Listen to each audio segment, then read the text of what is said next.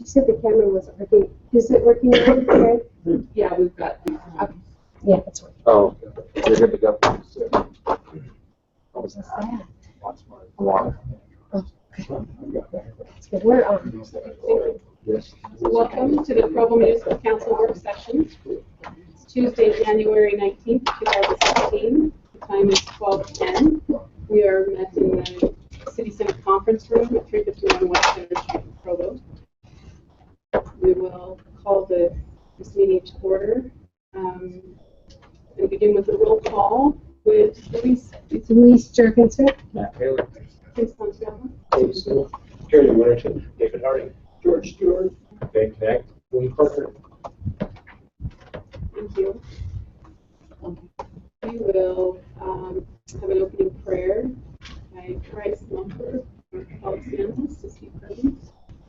Sorry, he's had to step out for us. Ryan, From how are you feeling? Sure. Thank you.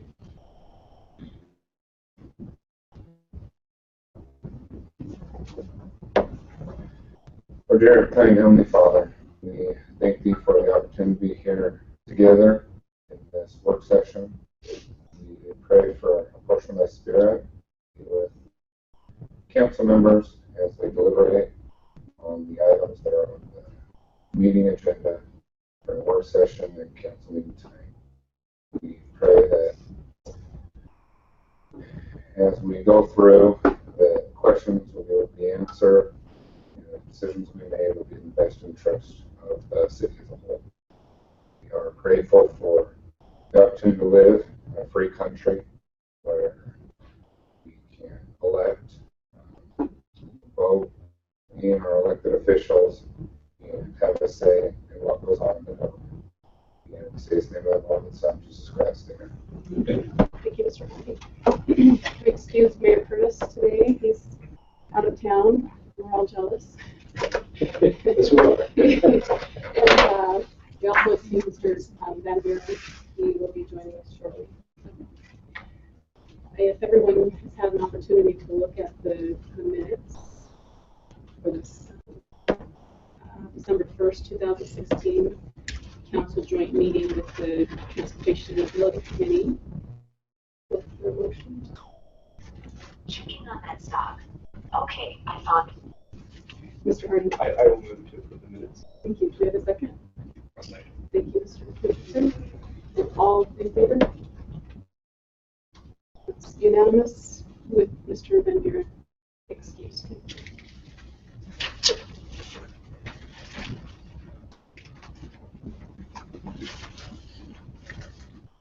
First item of business is a consideration of the creation of a proposed ad hoc council development approval process review committee focused on city development processes. And this item will be introduced by Council Vice Chair Elizabeth. Thank you. We've had a lot of discussion in recent months about economic development and prosperity. And last time we entertained a proposal for a council prosperity committee, but there's kind of three different pieces to it. Mr. Harding made the suggestion that it might be better to kind of take it one at a time, or at least focus on them separately. And so this proposal here is for a committee that would focus on one piece of that. And that piece is a review of the development approval process. This would be something that would be very much a joint effort with the administration, with the full cooperation. I appreciate your email this morning, Mr. Parker. The Mayor's been very supportive of this as well. I know that we've made improvements over the years, and so I'm sure some of the horror stories we hear, things are probably better now, but there's just a general feeling that there's still a lot of room there for improvement in the process. And the goal here is not that this committee would bring out or make a lot of individual suggestions on how to do things differently, but working with the administration that we would come up with a mutually agreed on set of outcomes or standards for those outcomes, and then let the great people in the various departments figure out how to make those outcomes happen. So there's the mission statement. Part of it is taken from what we had before from the Peace, Justice, and Prosperity Committee. Mr. Harding actually contributed some sentences that I think would read a lot better and do that actually, but open for comments and questions at this point. Will you determine the makeup of this committee and how's that going to be done? As far as citizens or as far as council members? Everything. Okay, as far as council members, I would love to be on it, obviously. I was actually hoping that Mr. Van Buren might be interested because of his background. I've sent him an email, but I've not heard back from him, whether he would like to be on it or not. I'm open to anyone who's interested in helping with this. We can have anywhere from 1 to 3 council members. And as far as citizens, I think due to the nature of the effort, I personally, of course, when we figure out who the council members are, we'll need to discuss this. But right now, I'm thinking that we probably won't have standing citizen members on this, that we will call in a variety of people, developers, maybe neighborhood chairs, people who are really familiar with the process to try to figure out, if we have this experience that didn't go well, what can we learn from that? What was the outcome that we wanted that we didn't get? Does that make sense? You were talking maybe about bringing in people that work in other cities in economic development, community development, cities where people say, oh, we love the process, and hearing how they do it. Exactly. That would be wonderful. And again, this is something that I think the council, once we figure out who the council members are, that we'll settle with the administration and figure out who we want to invite and when and the best way to attack this. So it's pretty open at this point. Another comment. This one's kind of for the administration. This is, they're your jurisdiction, and we've had a couple of developers in the past be vocal, but now that we've actually gotten serious about doing something, I've had at least one of those say, "Oh, well, I really can't help you because if I explain the trouble I had, then the people in those departments that I had the trouble with, that would just cause tension, and I don't want to cause trouble, and so they're reluctant to say anything. And sometimes, if we talk about the specifics of what happened to a certain developer, even if they wanted to remain anonymous, once the specifics are out, it's really very clear who was affected. So how do we address some of that? Well, there's several elements to that. I don't believe that fear of retribution is legitimate. The process has been pretty well defined. It works through a system. So there are always multiple sets of eyes on a project at any given time. So I think that's unwarranted fear. That would be, I guess, my response to that. Secondly, I think the broader the input, the less likely it is that we'll be focused on given developers. So if we bring 25 developers in to share thoughts with us, or if we do a survey of those who pulled the building permit or got development approval in the last year, let them weigh in. I think again that the broader the reach, the less specific the concerns would be. So I think there's a variety of ways we can try to tackle that. Again, and I think internally we have some process improvements we'd like to see happen as well that we've heard from developers, and some of those are already in various stages of implementation. So again, I really think the process would be open enough that the development community should fear the process.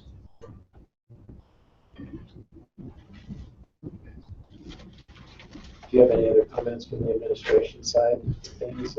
No, we're very very supportive of the concept. You know, there are multiple levels of development review.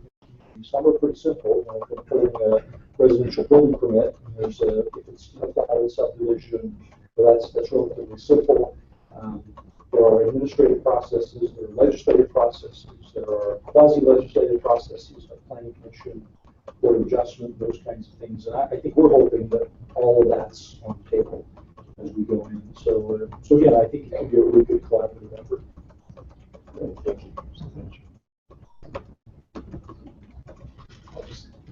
We've been talking about who might be on the committee. If it's something that I have keen interest in, others do as well. You might have to just watch from the outside, but it is something that I'm interested in. Great. Love to have you as part of it.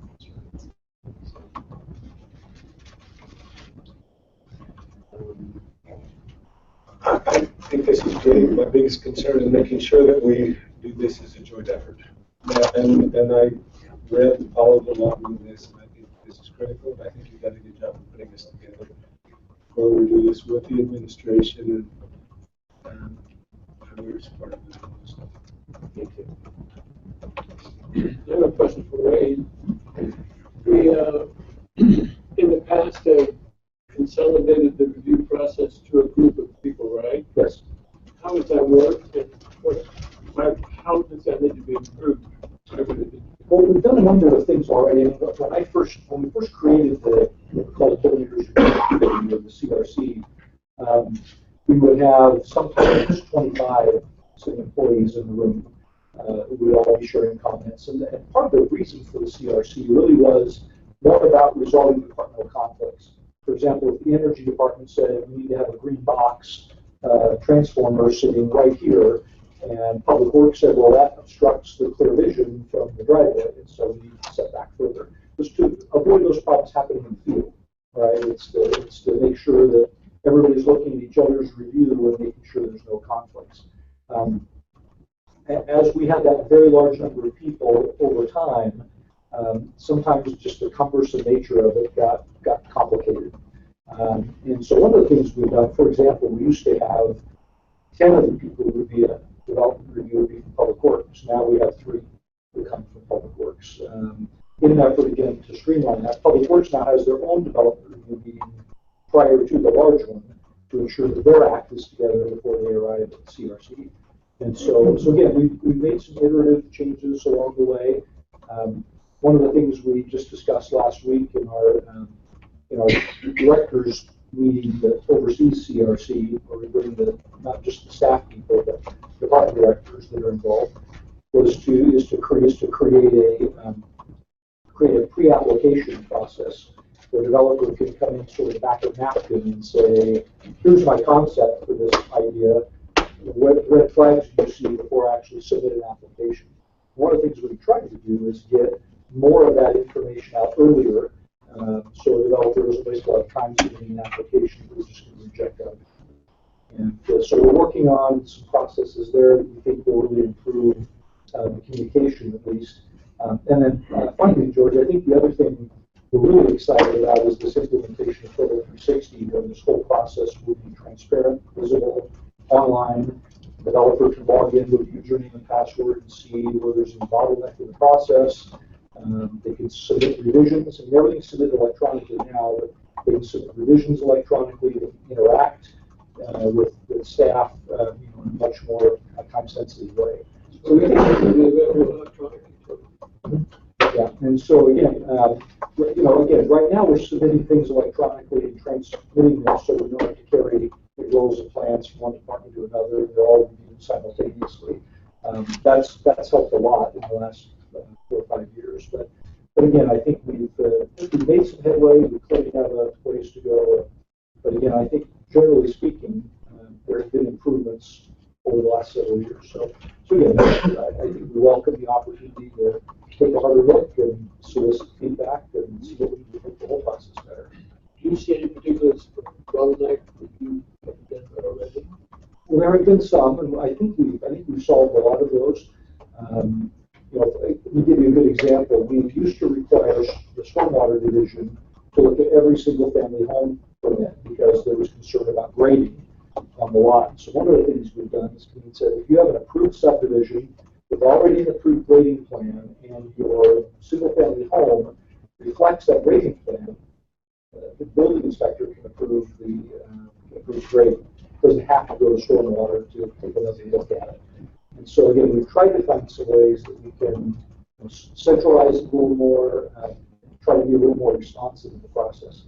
Now, if you're coming into to land that's never been developed, and we have to go through a subdivision plotting process, we are going to take a hard look at stormwater and make sure that we're not shedding stormwater on a private property, or that it's designed in such a way that it feeds into the city's stormwater system. So we'll take a hard look at those, but on the onesie-twosies, I think we've done a lot better. We can do better still. As I've talked to developers, it seems like the ones that are unhappy often are the ones that didn't get what they wanted. Yes, that's clearly true too. Yeah. And I don't mean to cast aspersions generally, but that's Right. often what happens. Yeah, it is often what happens. And again, we find ourselves sometimes, it's just the nature of the process. We'll get into dueling engineers. We'll have a civil engineer who will be working for the developer. We'll have a different view of life than the city engineer's office does. But again, a lot of that process is really just sitting down and collaborating. And to the extent we can bring them in early, we're doing, I think, a lot more of that. And again, the feedback I'm getting from developers who are working today, in general, seems to be a little positive. But again, always room for improvement, and we're anxious to participate. Wayne, in the past, we've heard that it's just so expensive. Yes. I mean, time is one thing. Time is money, right? But the actual expense of what is required that has to be submitted and reviewed, and have we made any progress in reducing or streamlining what is required, what they have to provide, let's say for a zone change? So instead of 100,000, it's Again, that will require legislative change because the code currently requires a project plan approval, and that is a host of requirements that are listed in the code. So, and we bounced around the idea, can we do something less than that? Can we come up with a concept plan? It still gets the elected officials what they need to make a decision without necessarily overburdening the developer. And so again, I think as we've talked with Kevin members, all the issues are on the table. And so if we come back and say, oh, gosh, we think that's a great idea, and we do actually think we should come up with a concept plan so that we cut the cost by 75%. But it still gets the elected officials what they need to make the zoning decision. We can find that happy medium for all of that. But again, that would require ordinance change. That's a legislative prerogative. Wayne, could you give us a copy of who's on the CRC? Maybe if they have any, like a business statement or statement. Yeah, we do have an administrative directive around development review, and we can get you a copy of that. That's got all the assigned roles and functions and that sort of thing. Thank you. Happy to do that. So due to a code change last year related to council committees, we actually do need to vote on forming the committee and approve the mission statement. So I would like to suggest, unless there's more discussion, that if the council is agreeable, that I be the chair of the committee, that Mr. Craig be on the committee. And if you're agreeable, I'd come back to hold the spot open for Mr. Benavier until we know if he's interested or not. And if he turns out not to be, then we have an additional spot there if someone else wants to join us. I've been interested in this topic as well. As I looked at the committees, and I appreciate you putting this together and moving forward with it. As I looked at this committee and some of the other committees that I'm involved with, I feel like I'm spread fairly thin, and so I would appreciate being part of this as an as-needed basis. If there were something that I contributed, I'd be happy to help out as needed. But I like where you're going with the news chair, Mr. Harney, the vice chair, and Mr. Van Buren being the third member of that, if you desires. And I like the mission statement too. I feel like it has come through some nice changes that fits well with how I would like to see this go as well. So. Are there any other comments or discussion? We'll look for a motion. I move to approve. Thank you, Mr. Knight. Is there a second? Thank you, Mr. Stewart. All in favor? So it's unanimous in the affirmative with Mr. Van Buren excused. Thank you. The next item of business is the discussion and assignment of council members to various committees. Those come forward. We were able to fill all of the assignments and appreciate willingness to serve on multiple committees and as much as each council member was able to serve. It's been great how it just sort of worked out. I did make a mistake of signing Mr. Hardy to several committees that he wasn't planning on, so we did fix that. We'll stick you off the TMAC and the Rock Canyon Lines, stick you off those two, and also the Senior Advisory Board, and Mr. Winterson is agreed to be on that. So everything else should be the same as what was sent to you last week. If we want to just scroll through those, we can see the assignments. And there are some questions about, I'm still wondering about the Senior Advisory Board. I still don't know what's involved in that. There's no regular meeting times. Is that? They've kind of been assimilated by Parks and Recreation Board once we consolidated the senior center into a new recreation center.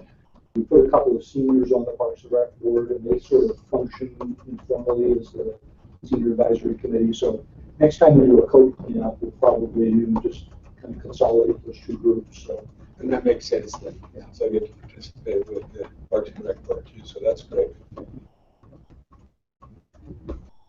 And I think if we could get a list of the times, meeting times and dates. We do have dates on some of these, but if we can get actual times and maybe a short description of, what our responsibility is on those committees, I think that would be very helpful as well. Have staff provide that for us as well. I was wondering if they just haven't gotten on the calendar yet. They haven't sent it to me yet. So Airport Board, I'll go there to come. We'll update this table to make sure it's Okay. Are there questions about committee assignments? The only thing I'd mention, Madam Chair, is the ISHE Authority. We are still awaiting clarification from their council about what the process is to replace board members. So that's the only one that we have yet a question about. So we'll have to come back to you on the process there. We don't have any objection to change, but just want to make sure because it's an entity that we share with the county that we're all on the same page. So we'll get back to you on that. But other than that, we didn't see any concerns or problems at all. Okay, thank you. Are there any questions, any additions, or anyone? Everybody's good with the committees? That's great. All right, we need a motion for that vote. So I'll entertain a motion. So moved. To approve the board's committees assignments. Just one more discussion.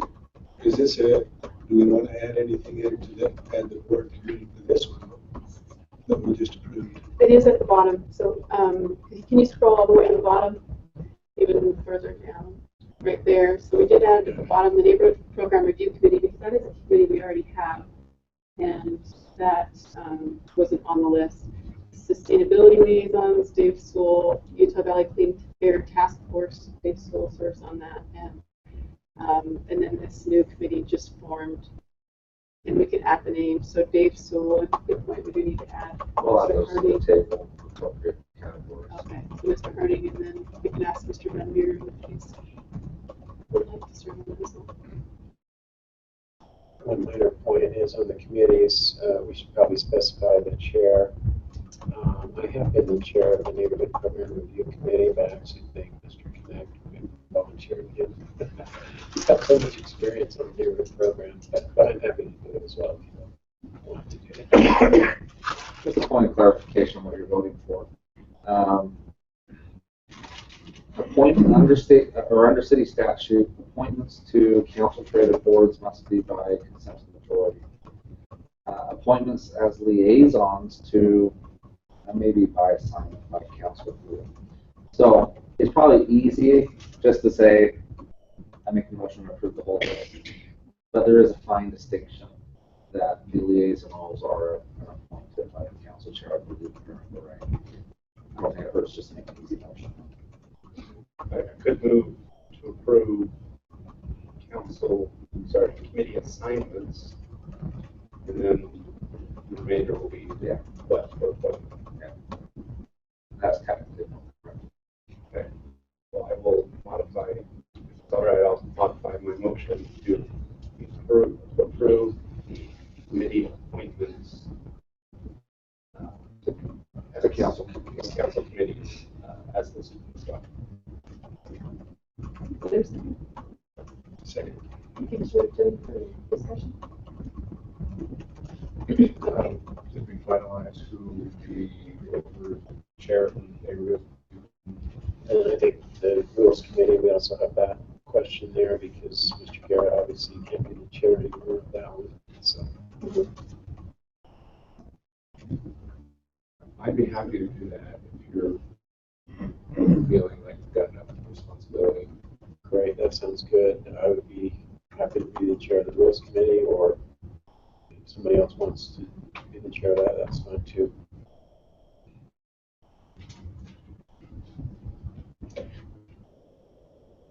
We make that motion and get the committee with those two as chairs.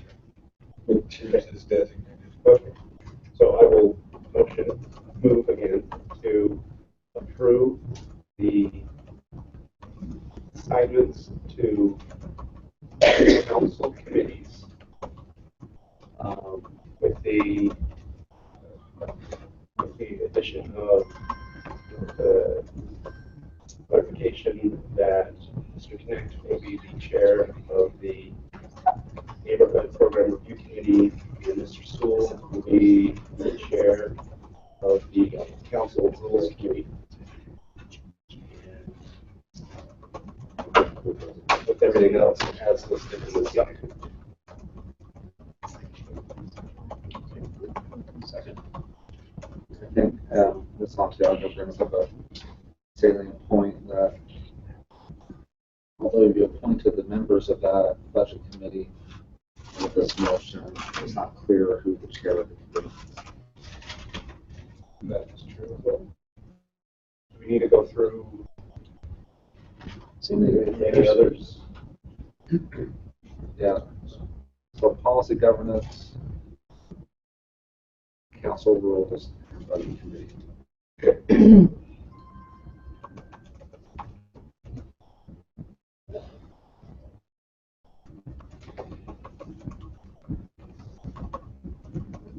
So policy governance we didn't discuss, right?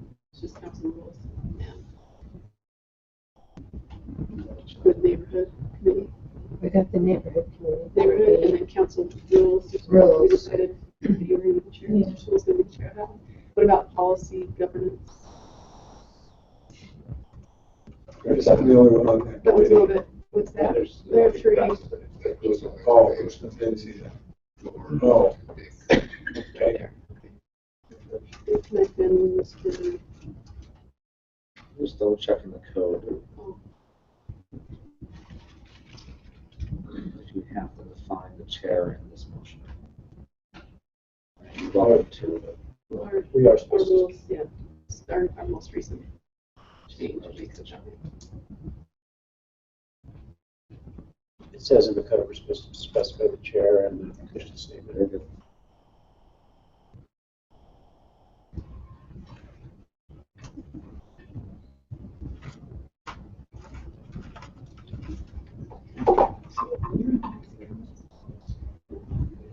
It's George and Dave and I.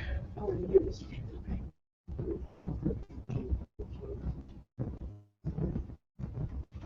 Is there a volunteer? So, yeah, policy governance, is there, I'll chair policy governance. You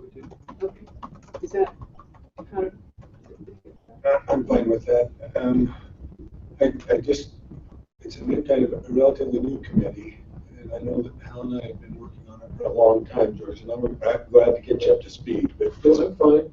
I don't have a problem. Okay, go ahead. I didn't know you had. You good with that? But I'm just assuming like you know, we'll catch you up to speed and go, okay, I'm gonna be the chair by committee. Is that good? Yeah. Mr. Winterton, chair for policy governance? For policy governance, Mr. Winterton, No, just chair. Okay. Vice chair. Okay, and then council budget committee. You've been a great chair, so why don't you take chair? We're gonna stand this out. Are you good with that? Yeah, I'm good with that. Okay, I'd be happy to do that.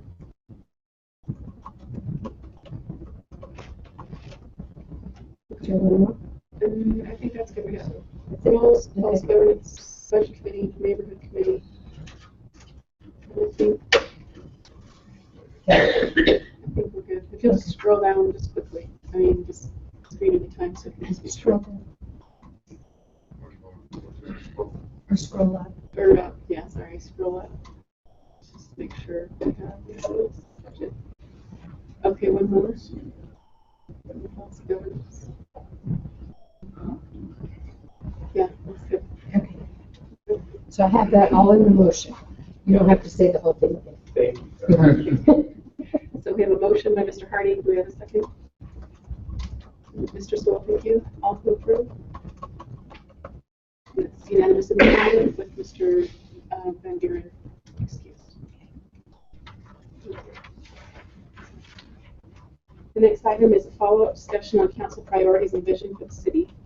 And this was a topic that we spent quite a bit of time in our council retreat trying to organize ourselves on what our priorities are for the year. And I feel like this is the most important thing we do is organize ourselves, organize our priorities, and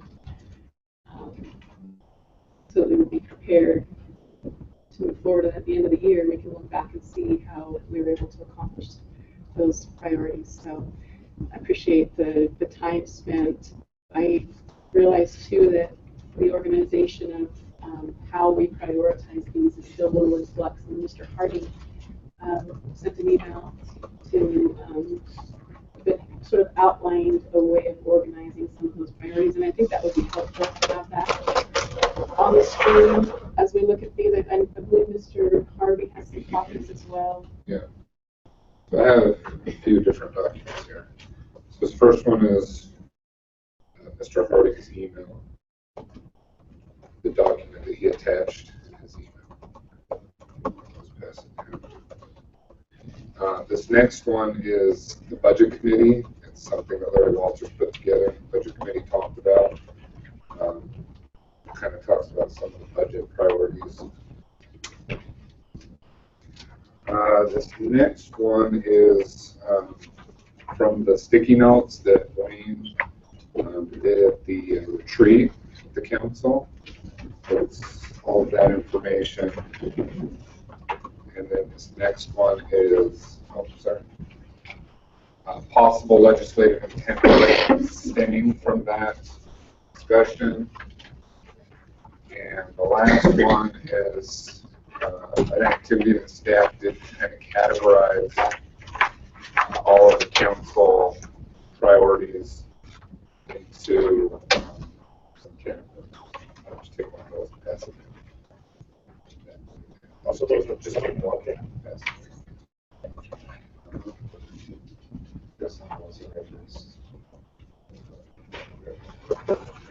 You just said what? Did everyone get all the? Or I have 5 documents. And I can pull them all up on the computer.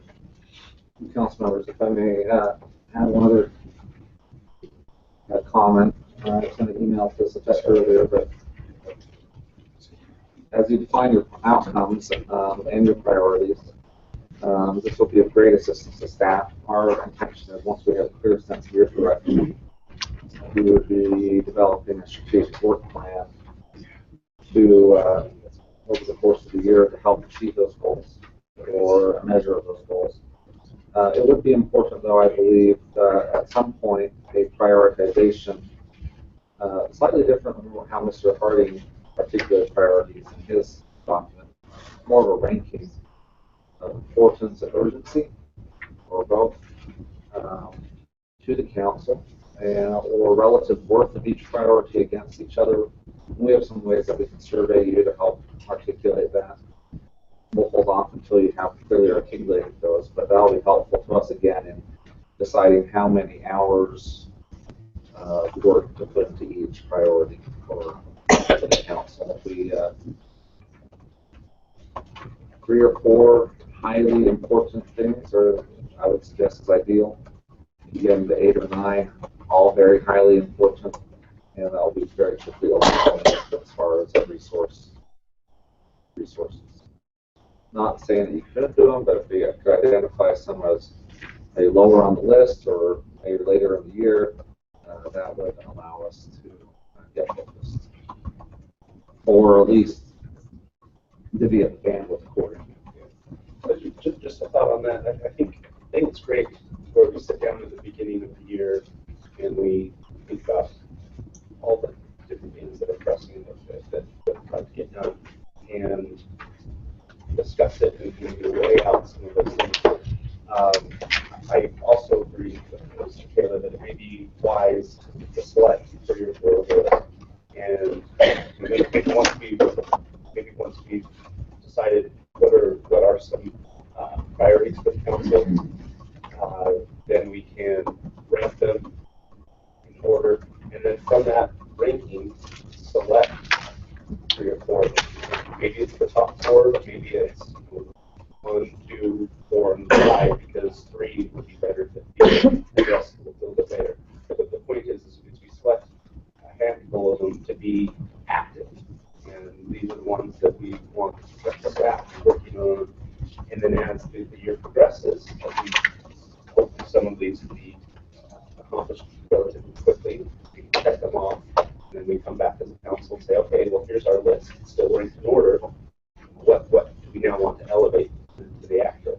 And just because something is an active doesn't mean that no work can be done on it, but it just wouldn't be priority of the council and staff to be moving that forward.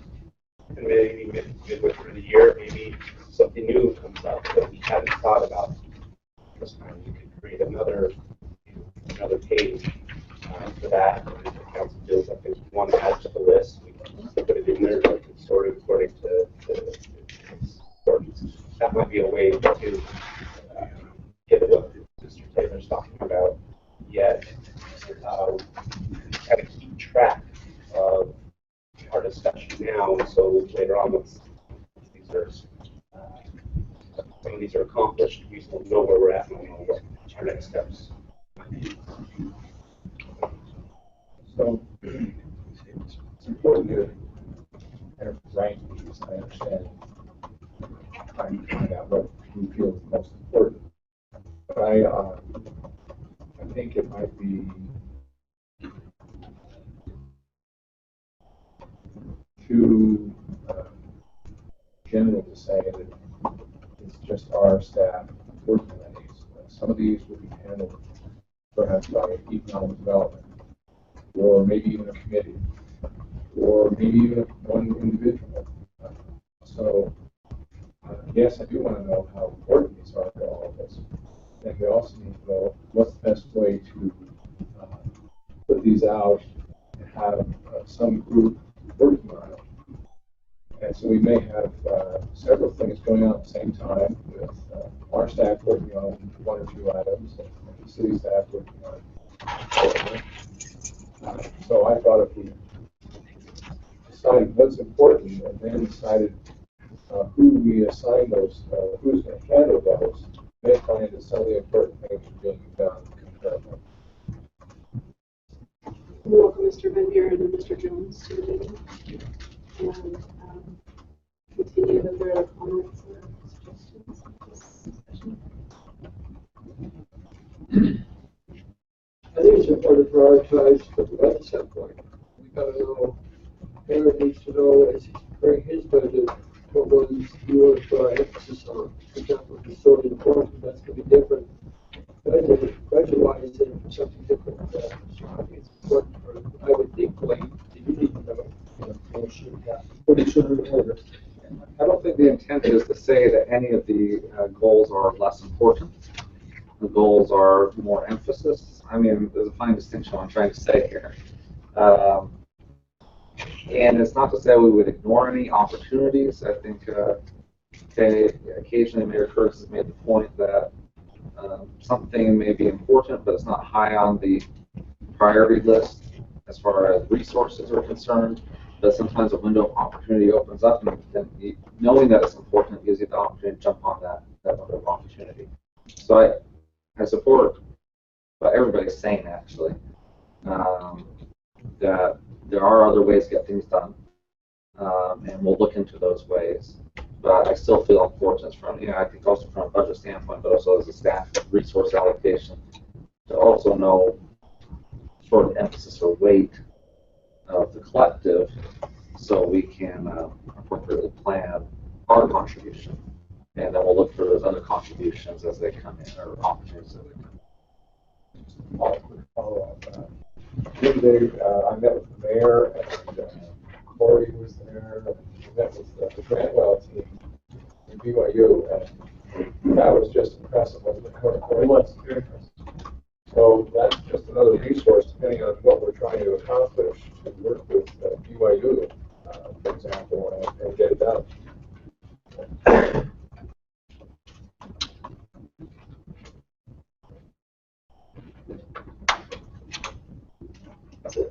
It seems so much. Oh, I'm just want to. I don't think today the purpose is to set a ranking.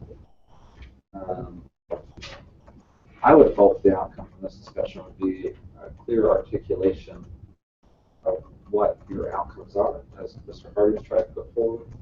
And then when we have those clearly articulated, everybody can understand on the same page, and understand what you mean to each other. Then a follow-up discussion would be, okay, how do we stack the message?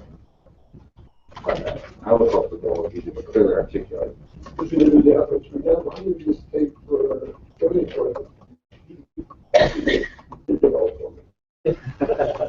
And so I think we gotta be careful not to take too much time, because the mayor needs to know for budget purposes. So I don't know the process, I think Lisa can decide on that, but I think we have I have what I need, maybe him for me. So I was able to do it because it was the discussion that we all had, and I just tried to capture as an example. So, priority increased zoning compliance is I believe what we were talking about. Okay, great. So maybe I could propose that, and I don't know what kind of IT infrastructure we have, but I would propose that maybe within the next 2 weeks, when we meet again, that we work together to create one of these pages for every priority that we have, and I just kind of picked what was on the sticky notes that we created. I converted them over to something like this. But there's no question this is not complete. It was not intended to be complete. It was just intended to be an example. When you say IT infrastructure, you're suggesting a collaborative drafting approach. Right. Because Mr. Stewart is concerned about zoning compliance, but others may be as well. And I definitely know that as we work together on these drafts, they're bringing in more ideas, make them a lot more polished. And this isn't necessarily like, well, this is my priority and no one else's priority. Hopefully it's the council's priority, and we might have a champion, but I think it needs to be collaborative. But what I'd like to see is in 2 weeks that everyone feels that their priorities have been put into this form, and then at that time we can discuss as a council. Is that a council priority? Maybe I have a pet project that the majority of the council says that's not important to us. But maybe there's something that I'm passionate about that the council said, yeah, that's good, and we'll let you kind of champion it as well. But yeah, in 2 weeks it'd be nice to have everything in this form, every priority in this form, with the opportunity for others to suggest modifications, and so that it is kind of a council document and not just an individual document. Well, I would suggest if he's willing to, let's just use this, someone's gonna have to be doing it, someone's gonna have to be doing it as a base start from. To me, that, I find what that is for what my particular priority had to. Well, I don't know how you would organize it, but it would be nice if someone was to sign that responsibility to update or upgrade or add to something that's already been done, and I think what's been done is maybe for what we need to do.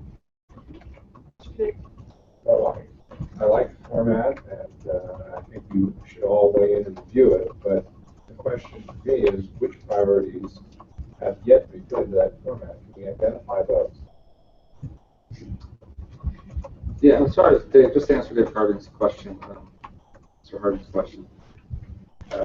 We have all sorts of formats that we should do this in. We have to support your need. However, and we can talk about that administratively, I think we don't want to get bogged down in that here. The actual process of getting every feedback. Okay. I mean, just as an example, Wikipedia has a certain format, and it's a format that anyone can go and look at it and then make changes to it. Yeah, and I think we have the ability to support that. Okay. Okay. But the time frame is tight. In 2 weeks, I would have the opportunity to look first, because this is definitely not complete. There's what, 8 here, and there's probably 16. Some of them are variations of each other, and so there might be some consolidation, but there's more that would need to be written. But so hopefully, in fairly short order, all of those would be put in, and then the opportunity for every council member to review and make changes, suggestions, and whatnot, so that in 2 weeks, they're maybe not in the final form, but I mean at least in good form that we can then lay them all out and start talking about prioritization. And I suggest again, I'm over getting it done.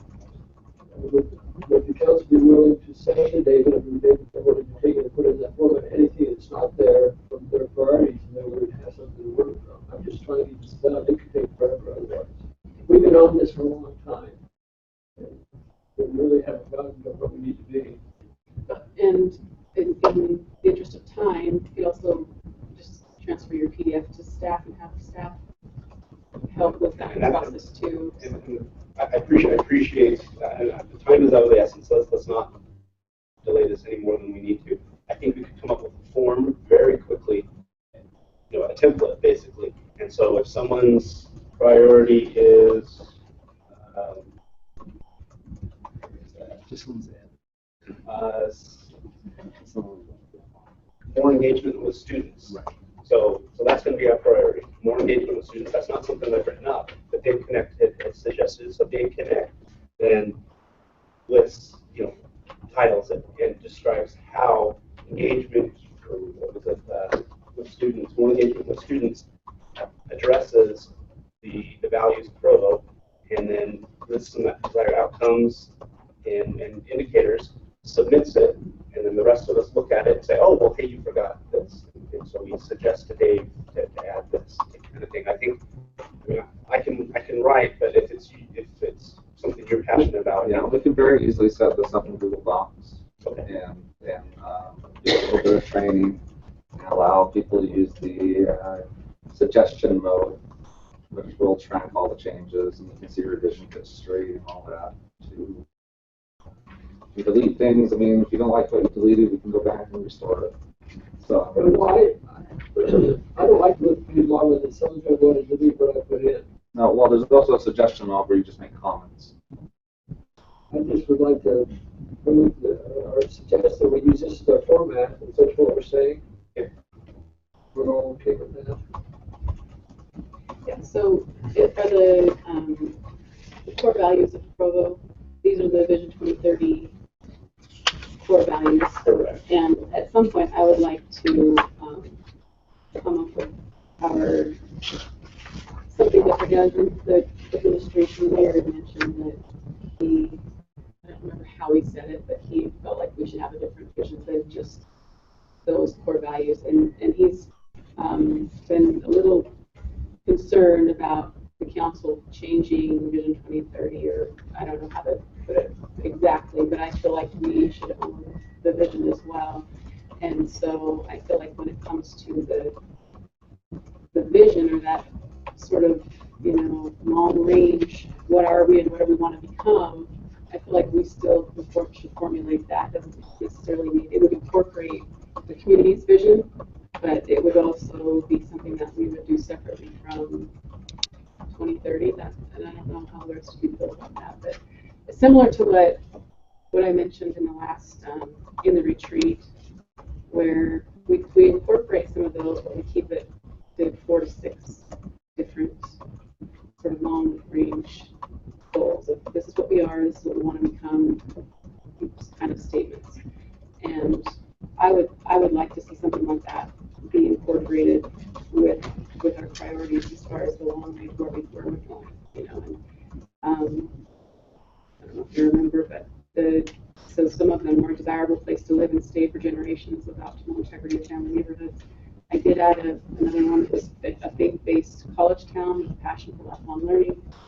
And then there's one for governance, there's one for self-sufficiency, there's one for being a unique destination for shopping, entertainment, those kinds of things, and then an attractive hub for budding and thriving business. So kind of looking long-term, what kind of city are we, what do we want to become? That's a little more specific than just what the core values are. Did you have? Honestly, all those things that you just read, I could put into any one of those I thought you. Right, and so I'm confused then. I just don't understand. So just incorporating those core values, incorporating the core values that the community came up with in 2030, and doing what Park City's model was, where they said, okay, this is the kind of city we are. We're a world-class, we want to be a world-class resort town. And so when you start to prioritize things, if that's what you want to be, then how do you get there? Well, you make sure that you have the amenities that a world-class resort town has. And so then they put money towards amenities. You know what I'm saying? So when you have these long-range goals of what we are, what we want to become, then you can see if that your priorities sort of fit with that. Does that make sense? Well, it does, but I don't know that we have. I don't see the problem with these 8, unless you want to make them even smaller. It's not making them smaller. It's incorporating them into more of 4 to 6 overarching goals. And I think that got a little confusing for people last time. One of the frustrations with being on the council is there's 7 of us. Yeah. Versus being the mayor. Having them both. And at some point, you're going to have to assign somebody to do it, because if we're all going to wordsmith everything, you're never going to get one thing done. Someone's going to have to be assigned to say, this is what we're going to do, and then we look at it and say, it's just good enough. Because we tried wordsmithing every one of these, wordsmithing what's already been done, we'll never get done. Because we'll always have different ways of expressing what we feel. Well, I don't know the answer to that. I just know that it's going to be difficult if we don't let somebody kind of take the lead and then sit and stand up for the rest of us. So I agree that we need, as a council, we need to decide how do we want to structure our vision, and how do we decide, and rank and evaluate the priorities and proposals that are before us. I proposed in the budget, in the retreat, I proposed we could just adopt these 8 values as kind of our guiding principles, our core values, our guiding principles, and we'll justify everything against that. That was just one proposal. I don't think we ever kind of came to a conclusion. I do think as a council, we need to make that decision. So this is one proposal. I think it would be good to have other proposals. I went with it on this because I needed to move forward and wanted to get an example. And I'm fine with changing it. If the council decides we want something different, drop that in there.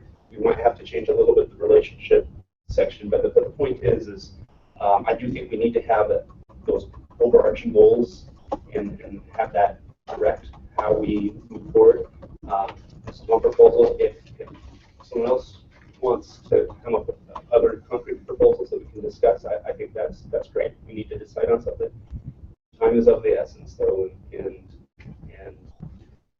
you know, it's hard to create priorities before you know what your goals are. And so I think if we need to take time to do that, I think we need to do that as quickly as possible. So I'm just using this list here. Let's lay out where some of the Vision 2030, the ones that we were really focusing on, because we didn't do anything or express any priorities about faith or education. So here we have the healthy and inviting environment, community, responsible government, business and economic development, with all the subheadings.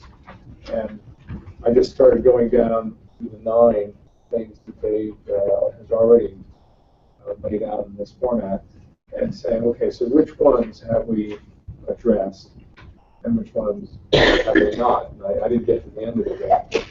So I'm just curious which ones we have yet to write up, and he suggests that since I brought up the idea of being more engaged with students, that I ought to just write one out and then everyone else can contribute. And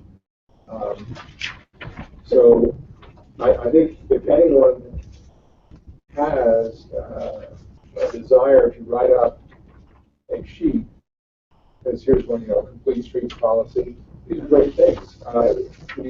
We ought to write up what we're passionate about and include it in the discussion and see how it all falls out and how the council wants to address it. And then make us say, Dave, you're on your own, knock yourself out. But so I would invite Kay and Gary and just everybody to write up something if you feel like there's something you want to see happen.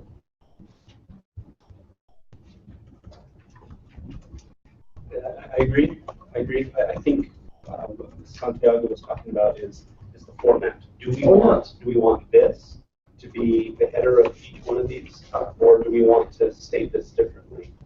Well, these 4 are the ones that we have kind of focused on. Okay. I mean, sure, you can keep the other ones up there as the overall vision, but we didn't specify anything for education or faith this time around. Okay. So sorry, I may have misunderstood. So your proposal is that we take these 4. Yeah, they're already laid out nicely, and that's our focus, unless somehow we're expanding and capture everything we talked about. Okay. And remember that it's a high priority. When we did that list on the board, and we sort of the tally marks next to those that surfaced to the top as far as priorities of the entire council, these were the 4 areas that had the most support. So it would make sense then to focus. I mean, we could do every single priority that we have, or every single thing we want to put out there, or we could focus on these 4 that we realize already have pretty good support amongst the majority of the council. Well, and the things that I would write up are like under community. It says increased engagement and inclusiveness. So I'm going to write up students and HOAs.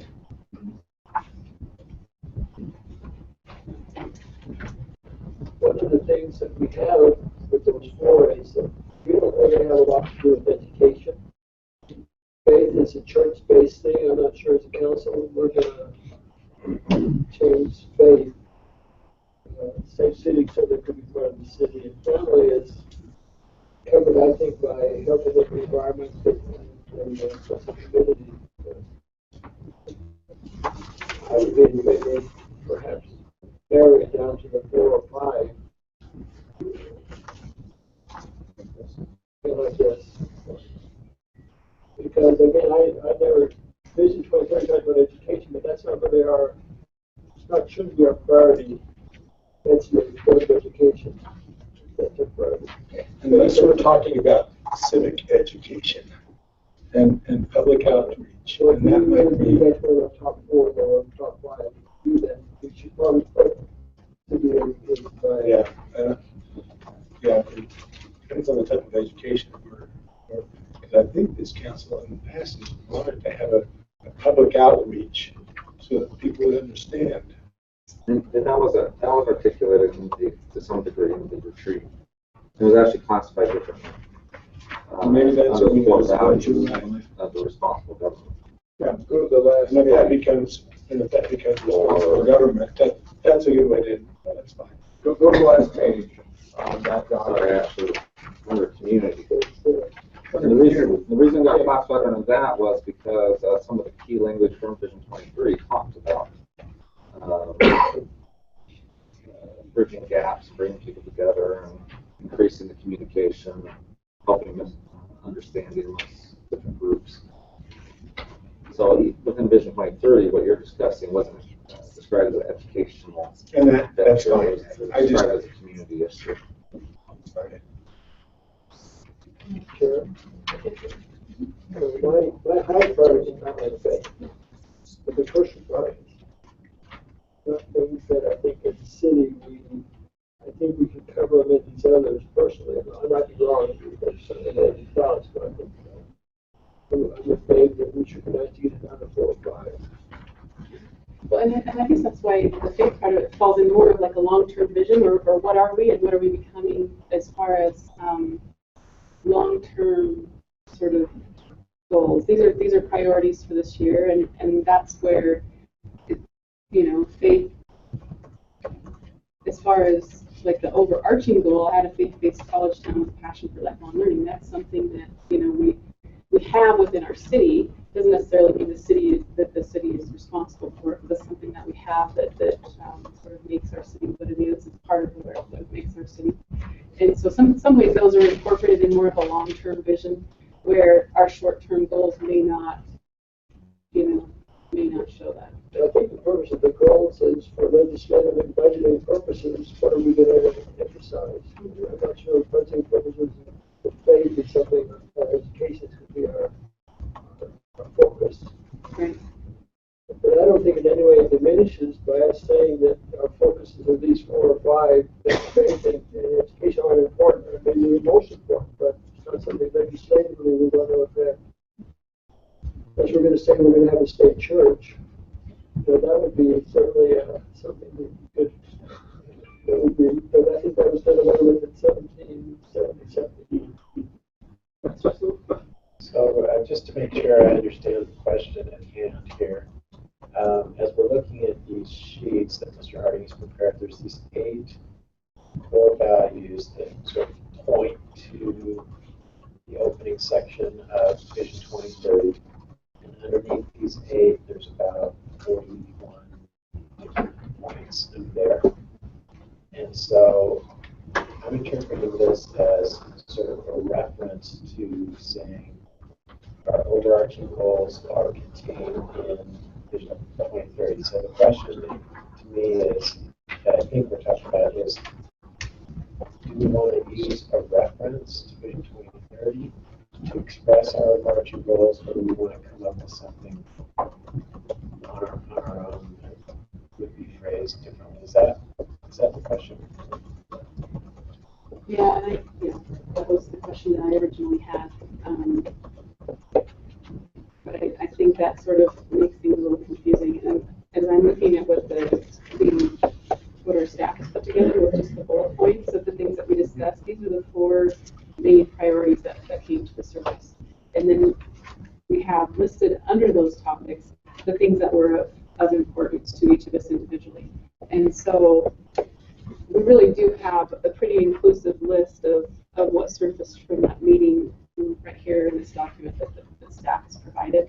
So really what we need to do is decide, is this list all inclusive? Does something need to be added to that? Then we can talk about the format by which we can put it forward. But really it would be helpful for today's purposes just to decide, do these priorities that we listed in our retreat, are these priorities that we want on the table right now for this year? And is there something missing? And I think that as I look through them, when I talked about the downtown, the environment of the downtown, in my mind I was thinking of housing And as I read the Franklin neighborhood plan, I was thinking of housing and how much of a concentration of housing and housing types, right? So, and how that can affect the downtown. I don't think that I clearly added that to this list, and so I would actually like to add the low-income housing tax credit piece to this, because I feel like that was a major priority of this council last year, and it hasn't been resolved, and it's still it's something that developers are looking to use in order to finance their projects. And if we don't address that problem, we could have just more and more concentration of one type of housing in the downtown. And that's what we're trying to avoid. We want more of a mix of housing types. And so I think that for me personally, I would add that to the list to make sure that it's more clear that we don't want a concentration of the low-income housing, because we already have a concentration of low-income housing in the Franklin neighborhood. And in the downtown, we want to mix of housing types. So I would want to make that a little more clear. And if there are other things that are not on this list, if we could add them to this list for clarity purposes for what we discussed in the retreat, I think that would be helpful, just to at least have sort of the bulleted list. And then we can put it in a format that makes sense to everybody, like Mr. Harding has done, where it's fleshed out a little bit better. But I think for our purposes today, it'd be nice to know, are these all of our priorities? Are they listed here? Do we need to add to the list or take away or explain maybe a little bit better what our intentions are?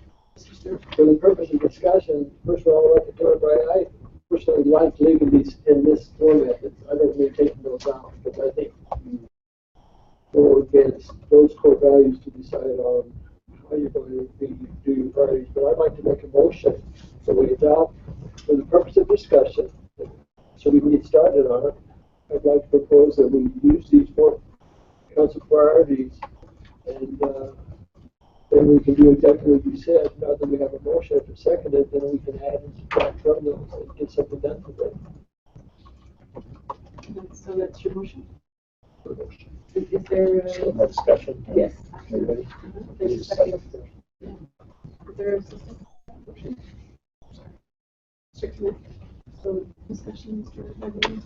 Just to help me understand, if we adopt these now as council priorities, and how does that,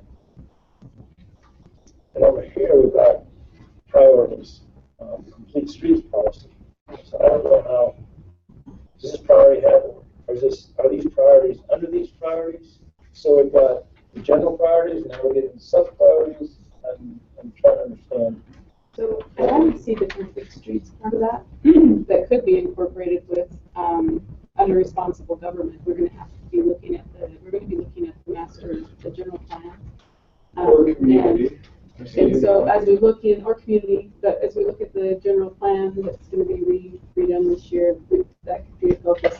But that didn't come to the surface as a goal for the entire council. So these 4 were what sort of surfaced as what the entire council felt were priorities, where the complete street is something that was important to Mr. Harding, and that could probably be addressed in some of the other things we'll be doing this year.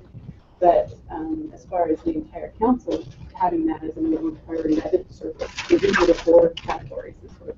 Yeah, again, I guess my question is, if we, according to George's motion, if we adopt these and go to this standard or this form, so are we taking these and putting them in this standard, or are we taking these and breaking them down into a standard like this? That's what I'm not clear on.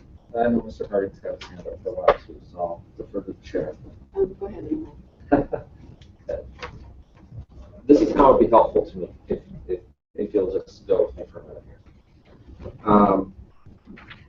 These main priorities under the headers, healthy and inviting environment, responsible government, I think those are great for classification of your priorities. But they're too broad, too ambiguous to really tell me anything. I think it helps me know where the council's focus is and how it helps me to classify your subtopics. And I think that's great. 4 focuses. Yeah, 4 focuses. That's helpful information, but it's not specific enough to be instructive. Then under here, we have some priorities of these focuses. Okay, focus on focuses. Now, I would envision that, now we provided this one just to give you a little bit more context behind what each person's thoughts were when we were categorizing that.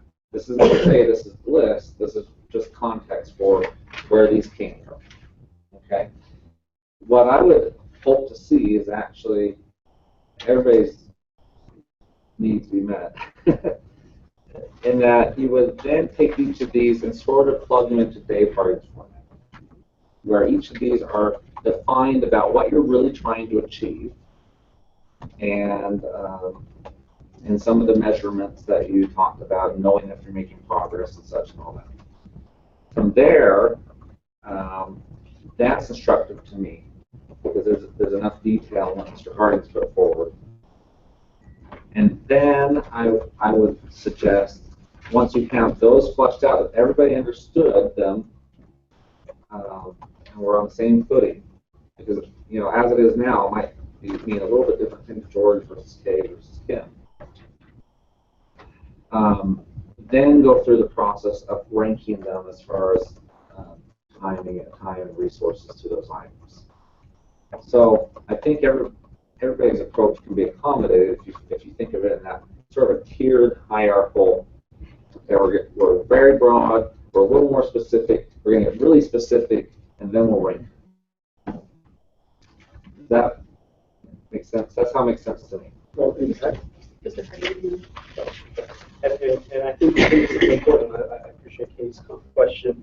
I think how we structure this will either make it difficult or will make it easy to move forward with and to talk about, to understand these things.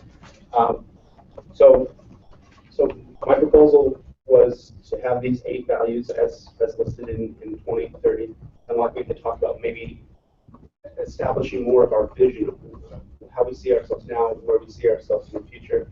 These 4 focuses, I wrote it up as goals. Goals of this Provo Municipal Council are, I changed the wording slightly on those 4. I think there's some symmetry there.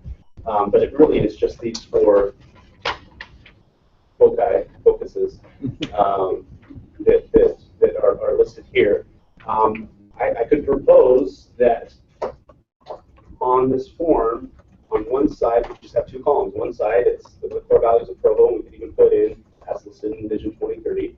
And then on this side, list the goals of this council are to foster a vibrant community, a healthy environment, which means multiple things. Thriving commerce, I don't know if that's the right wording for it. Maybe economy, thriving economy. I don't know the best, to capture what we're talking about, and responsible government. And so there's these 4 here, and then this first big paragraph on the form would be just how does this priority relate to the values and goals. And I just think maybe by calling the more concrete, like things, the priorities, the small things that we want to accomplish, and then the broader things, either focuses or goals, might be a way of doing that. But one thing it doesn't do is, at least on this form, it doesn't really capture our vision. It just captures our goals and our values, not necessarily our vision. But this is one way to move forward, would be just to take these and add it onto this form.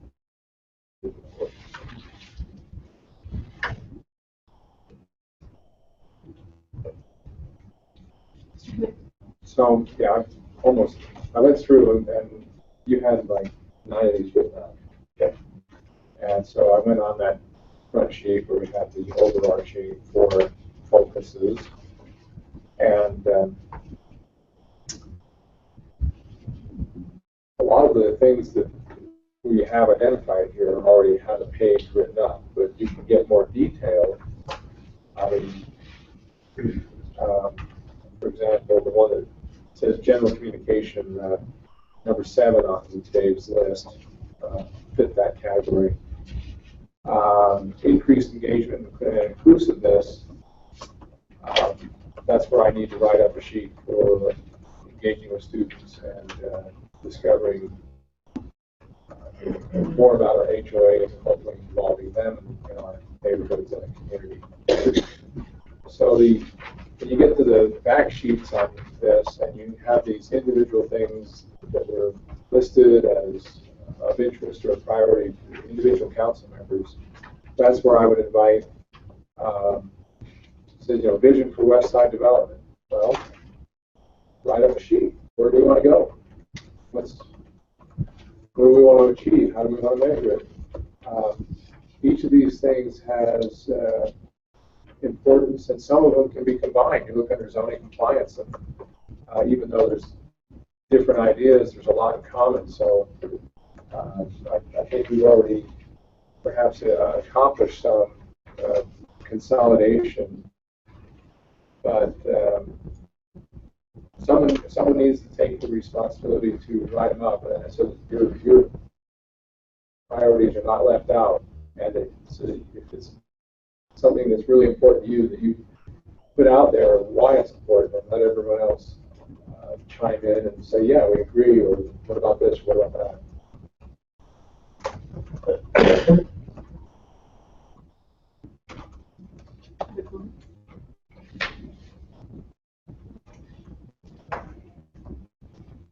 So ask if this addresses your question earlier. No, I think that, and I think Matt kind of helped us. I mean, we have these tiers. These four maybe aren't priorities, they're our values.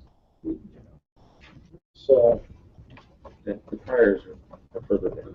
And the priorities are, how we're going to accomplish these values. And then we're going to have almost specific, and we probably have to be a little careful getting too deep, because again, some of these values, some of these priorities are going to be, a lot of them will be accomplished by administration. And we don't want to be saying, okay, administration, we want this sidewalk and this block fixed. And, I would suggest, Kay, you're on the right path. It's just what Dave has put forward as an outcome statement. Again, it's focusing on the end results, not necessarily how the administration is going to do it or what the council office is going to research. It doesn't even necessarily mean that you are 100% committed to any alternative. You just know what the end results you would like to have. And of course, with more study and evaluation, maybe you end up refining your end results. But so these outcome statements, when I say specific, I'm not saying to the detail of telling specific approaches that either you haven't studied or the administration hasn't contemplated. It's more specific of what you'd like to see happen, so we can get focused on studying the right things. And then later we'll make final decisions, or the administration will make final decisions on what they want to do. So when we get together in 2 weeks, hopefully we can do that. I mean, right now we have a lot of, on this one we have a lot of bullet points. Somebody said 40s. Vision. Okay. So we're going to get together and maybe take these down. I mean, I don't know that we as a council can have 41 priorities. Maybe we're going to say, okay, this is important to me, and if we get some, or it's important to a lot of us, we pick out the ones that are the most critical. I think staff can be supportive of Mr. Harding, and we can set up a document, we can set up a similar format that you can all go in, review, make comments. We can even assist with some of the drafting as we understand, and of course you guys go and change what we think we missed or didn't understand, and get that out to you by the end of the week. And then maybe follow up with a priority survey. That'll help us start this. So we'll put all our time and attention into this because the sooner we know what this says, the better we can plan. You administration.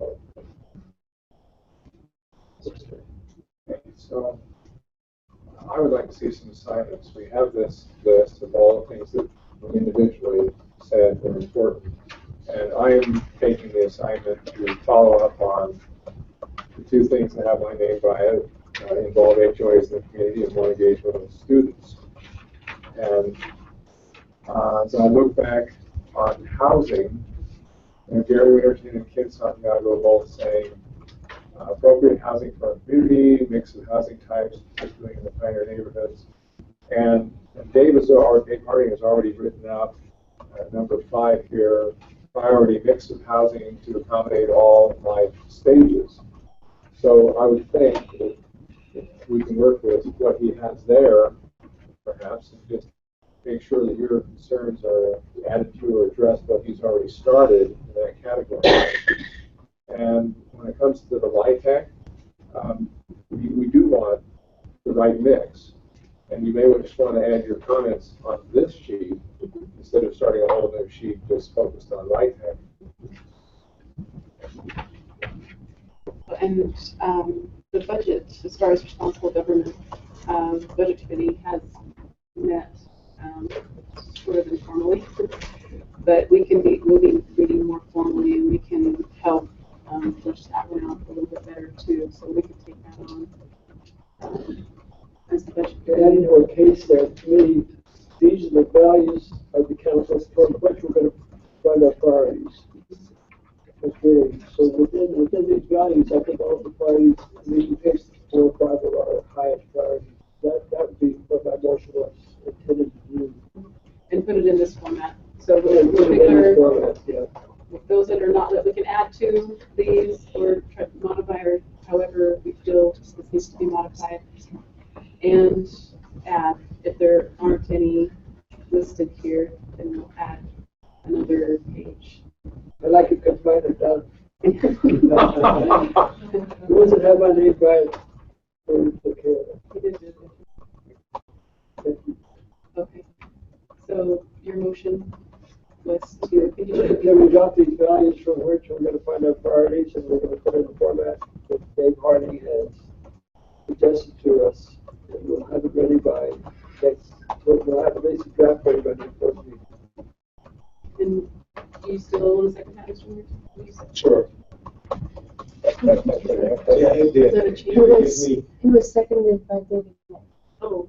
Okay, that's fine. Oh, I'm sorry. Okay. I thought it was. Okay. So that's not a new motion. That was just restating what was Kind of a new motion. It's the same with an Substitute addition. Say it again. No, I said it's the same with an addition. You added to it. I got it. Any further discussion? Thank you. Everybody clear on what we're going to do for our next meeting? And appreciate staff's willingness to help in that process. Okay. Did you want to make assignments to anyone? We're going to vote on the motion. Do we want assignments first? Well, I mean, I'm I'm walking away with homework. Does anyone else feel like they have something that they're going to for sure do? the budget, I've started on that one already, and I'll make sure that one gets finished.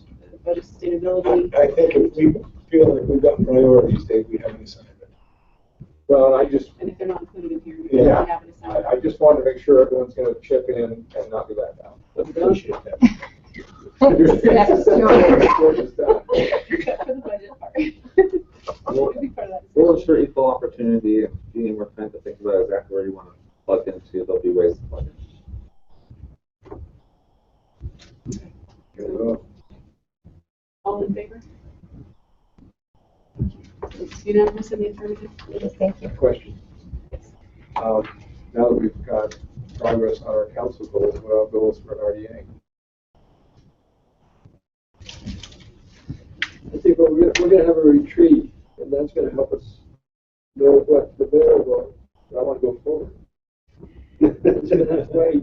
So, yeah, I think we're going to need some background information. We need to find out about what's available, what they planning on doing already. Okay, so we have a plan. And we're thinking about February for February, that mid-February. for retreat for RDA, and we'll be able to hear from our city staff. That's your suggestion, Mr. Campbell. I think we're also contemplating a tour of several of the projects in town prior to that retreat, so. I would guess that the goals of the RDA would be to support council's goals.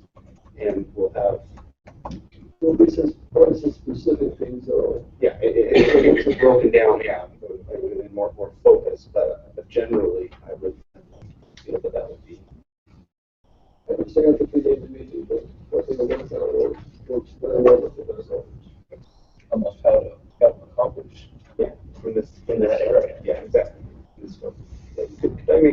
suggestion as we look at what's already done, and if you have a priority or passionate about something and you're trying to decide whether to add it to one of these that are already existing or create a new one, I think there's a balance there. There may be some that it's wise just to add on, just to add. There may be times where it's wise to keep them a little bit more focused, a little more specific, and so just add another sheet.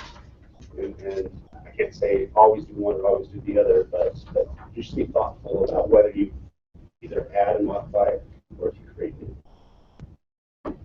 If we really need this, you can put Yes.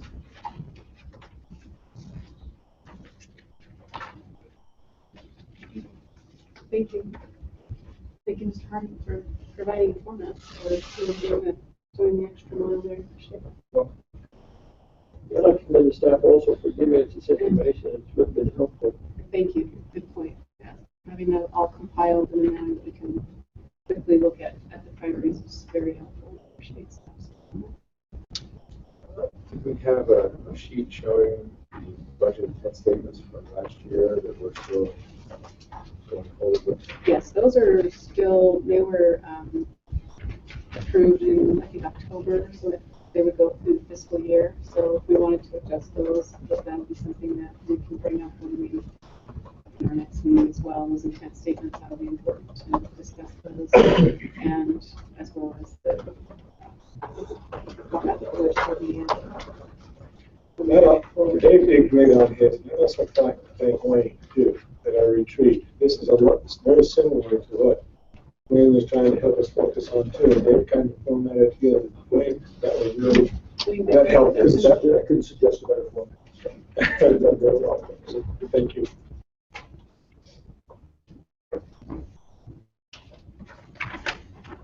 Next item is a report from the mayor's Provo basketball committee. He was planning to be here at 2:30. Oh, very early? Oh, okay. I thought the discussion was going to be much longer, so we can get back to somebody and come back to that. We are trying to track down our public works team, see if they're available. They're going to be here until almost 3, so we are trying to scurry and see if we can get them here to talk about composting early. So we're trying to disappear. He was here for a little bit and then he left, and so we're kind of tracking down. But so, anything else on your agenda you might want to? Because the legislature says salter for a bit. So. Well, I thought the discussion, at least for that piece, was going to be a lot longer. But I think that doing the groundwork at home and a lot easier. We could go over some suggestions. I didn't get an email out yet to the council members to see if they wanted to put anything on the legislative breakfast agenda. So maybe they could make suggestions if they had any real quick. Do you have any suggestions when we meet with our our state representatives and senators? Is that the aids and issues, or is that? No, that's our own breakfast where we invite them to come and just That discuss was the issues. day on that was the 21st. Specific to Provo, 22nd. 22nd. Friday morning, excuse me. Yeah. 22nd. So do we have any items? Can I suggest something? We met with them last week in the context of zoning. Some concerns were brought up similar to what Senate. Well, you probably familiar with this, what Mansell did try to do a couple of years ago with zoning in the Senate. Anyway, they're trying to make some changes, and there's no language attached to anything yet. But they're trying to do some language that will really limit the municipality's ability to go in and make specific zoning changes. I'll be really interested to see what they have to say and who's running the bill and what they anticipate the language looking like for our representatives. It would seriously hamper the city's ability to do certain things. So. What's sort of the objective there? I can speculate if you want me to do that. I'm speculating. Oftentimes, language comes to the table when something is prohibiting someone from doing something that he or she really wants to do. And if they can do it, this has been my argument for the longest time, this is if they can do it on the state level and trump the ability that the cities have to maintain their own way we want the city to look like, then they'll come in and try to do that because the language trumps our language. So that's my guess. Be very ambiguous on the record. Steve Mansell, is that the person who's He's left. oh, okay, this is Yeah, this was years ago. This was 10, 12 years ago. So this gives me flashbacks to when years ago, roughly 10 years ago, we turned down Anderson Development trying to do radio station property. And they sued us, and the head spokesperson for Anderson was also like the Speaker of the House then, and there was legislation proposed at that time, didn't go anywhere, luckily, but it was a reaction to what happened in Provo. And the legislation was, instead of a developer having to prove or make the case that this project was going to benefit the community, that the community would have to prove, beyond a shadow of doubt, that development would actually harm the community, the health, welfare, safety of the community. Therefore, if you couldn't prove that a project was harmful, you had to approve it. Well, that didn't go anywhere, but that would open the door to anything being approved commercially, unless you can say that it was somehow a detriment. My guess is this language is going to be similar to that. I'm just guessing. Another issue that was brought up that would be interesting would be police body cams. How the state wants to deal with that.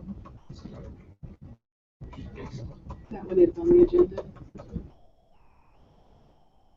Is there any other pieces of legislation that you're aware of? As I was just going through a bunch of old emails, I was noticed one possible definition of family. A possible change in definition of family. Is that actually something that's on? Somebody told me that was being proposed. So meaning that there are three, as far as housing goes? Yes, as far as housing goes. Family is defined by three. I think that went to the state, and I heard that there was consideration of changing that. I don't know, is that, have you heard anything about that? I thought I heard something with more thirst. That was somebody that I'd heard about that. So it'd be interesting to know whether that's got legs or. I almost forgot this is a representative drafter has language, and I don't know how this looks. This is going to be really complicated. This is going back and revisiting 362, which was the language that allowed the counties to put the tax on the ballot, this last transportation-related projects. And he's convinced that there's ability out there for them to go run language that will get past both houses that removes the UTA component. I don't know how that works with the counties that have already passed it. It could get messy and ugly all over again. It may be DOA because of that, but he seems to think that he's, like everybody up there, they seem to think that they have consensus and have the ability to move forward. That would be really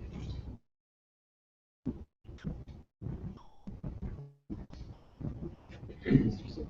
There's a bill that Representative Oda is bringing back this year that I'm interested in. It's has to do with disaster recovery funding. There's currently a mechanism that we're not using in Provo that we can, like there's only a couple of cities in Utah that are using it yet, but we can set aside a little bit of money into a disaster recovery fund, which is a little different than our, what we call the fund that we set aside in now, kind of like our rainy day fund. Do you have a name for that? No, it's fund balance. This is fund balance, yeah. So this is separate from that, and it is dedicated only for disaster recovery. And right know, there's not really any incentives particularly in place to do that. So there's only a couple cities that are doing it. But Representative Oda's bill would put some incentives in so that if there was an emergency and we had to draw on it, there's some differences in like interest rates and capital state and access to state funding. And there's some differences according to how much the city has set aside in their disaster recovery fund. Just thought it would be something that we should keep an eye on and maybe start thinking about doing something in that area. Some of you are new or may have forgotten. We'll make sure you get a link, but the League of Cities and Towns does provide a bill tracker, and it's the digital, keeps I think I don't know if they track every bill, they track most of the bills as they relate to cities, and yeah, they track a lot, and they try to classify them through their lens of what's most controversial and important. They'll tag the ones that they might think are hot topics, or which they've taken an opinion from the Legislative Policy Committee on. It's a very useful tool. I find it incredibly useful to help keep up with what's happening during the session. So make sure you have a link to that. Corey, have you heard anything about water issues? I know we had some discussion. I know there's some water quality related stuff, but And not as far as use and amounts, that those things do not. but there's always count on a couple of water bills. Always. There's something will spring up. Oh, very good, very good.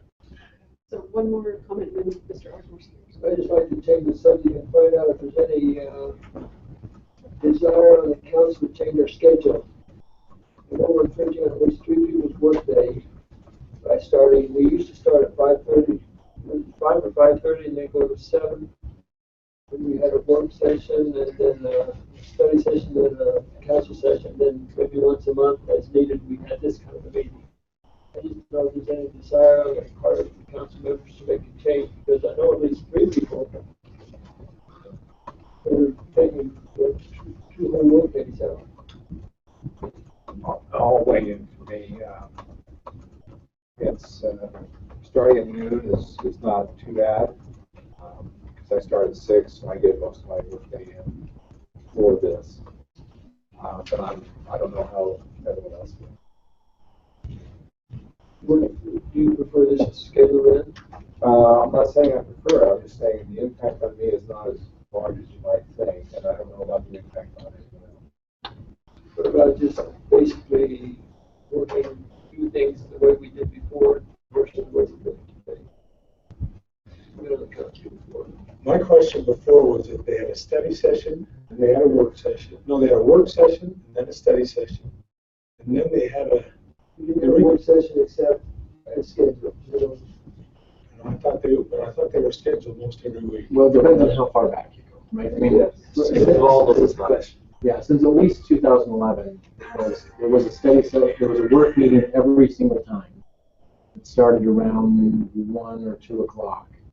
And then there was a study meeting at 5 or 5:30. 4:30 or 5. Well, yeah, depending.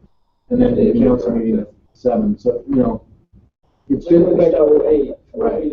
We did work sessions like this periodically, then you had a study and then council session every 2 weeks. And things moved. They had to go through work session before they got to the council session unless it was an emergency. So you always got to vote on those things forward on those meetings. I'm not saying I just don't know if this works better for everyone. I'm retired basically, so I can do whatever. I think from the standpoint of how things work. In the council, you're free to adjust your business however you want. I'm not suggesting one way or the other. There was some reasons why study session was eventually eliminated in favor of work session. A lot of my understanding is the work session was intended as really roll up your sleeves and work through issues, sort of like what you just did with the priorities. And then It seemed to be, though, that as the council got more proactive about their work and identified priorities, it sometimes resulted in legislation. And so by the time it went to study session, sometimes you'd already discussed it at length at work session, and then you just had an intervening period during study session where people just got up and sort of repeated what you just heard 2 weeks before, and then you delayed another 2 weeks for council. And so there was a conscious decision at the time to say, okay, let's at that point, I'm not saying prior to when George was here or maybe Dave, but at that point in history, study session became a little redundant, and that things were just being repeated, and the council really wasn't getting any new information. So at that time, there was a decision to move council meetings back to 5:30 or up to 5:30 and eliminate the study session because a lot of that stuff is kind of forward at work. Now, that's not to suggest that's the perfect system, but that's some of the context behind the change. So I've heard some people like to say there's not enough transparency or opportunity for the public, and even though it might be redundant, that might provide a better hour for the public to come and listen to what for us is redundant, but is fresh. Is this televised, this meeting? Yes. So that was one of the guys to study, it was in the council chamber, and it was televised, and people felt comfortable to come and, although part of the discussion wasn't always done, it could be allowed depending on the chairs. It wasn't part of the study session to have public comment. One of the drawbacks to say too was, at least under the rules at that time, it was not a public hearing, and so in some way it wasn't much different than a work session. It was just the only real difference was the chamber's location and the time of day. So if you want more public participation, it's hard to get it this time of day. You get it more at 5:30. Possibly when we move council from 7 to 5:30, our public is going to come to 5:30, I move till 6. So And how many of the public are going to stay after 10 o'clock was the next question. that was the other thing. We were going so late with the council meetings that we were losing people from the 9 o'clock to 11 o'clock hour. So let's slide up, start at 5:30. Some people can go at 5:30, maybe not everyone, but really what's an issue that maybe leave work early, 10 minutes or something. We load that front portion with presentations and other ceremonial type stuff. Right. Now, we don't Half an know, hour. that fluctuates. Sometimes it's very little, and sometimes there's a lot. But, Madam Chair, in the accommodate the council, why don't we, as council members individually, like we should know what our preference is.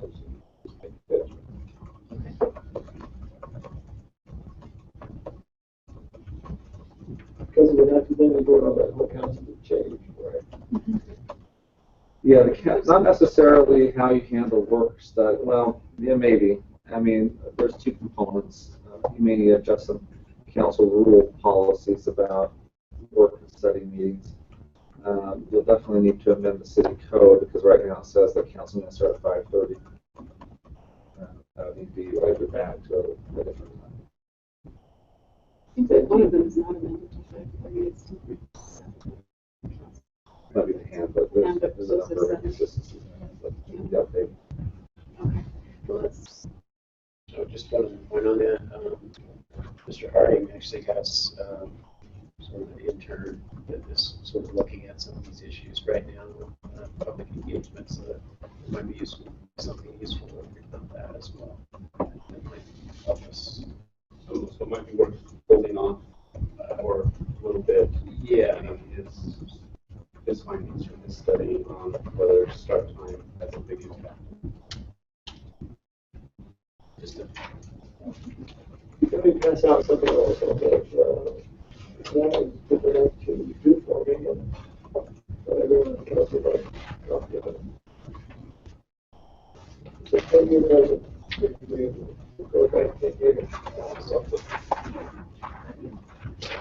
right, so we'll skip item 4 and 5 and come back to that later. But right now, I'd like to invite Mr. Ardmore up to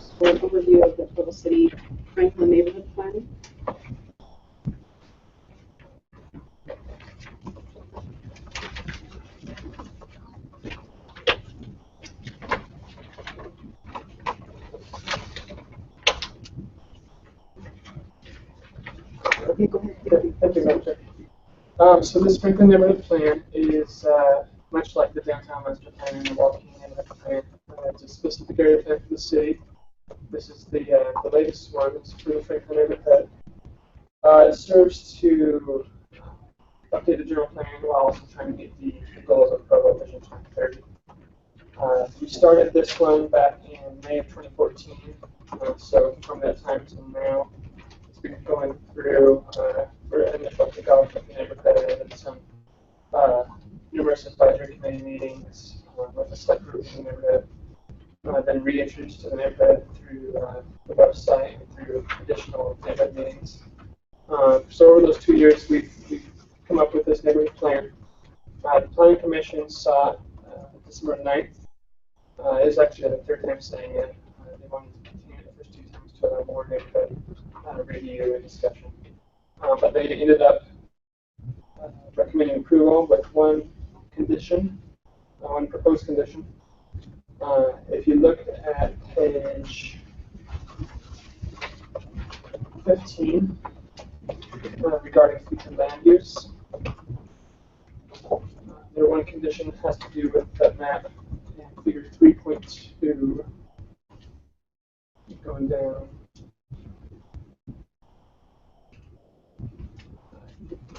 Too far.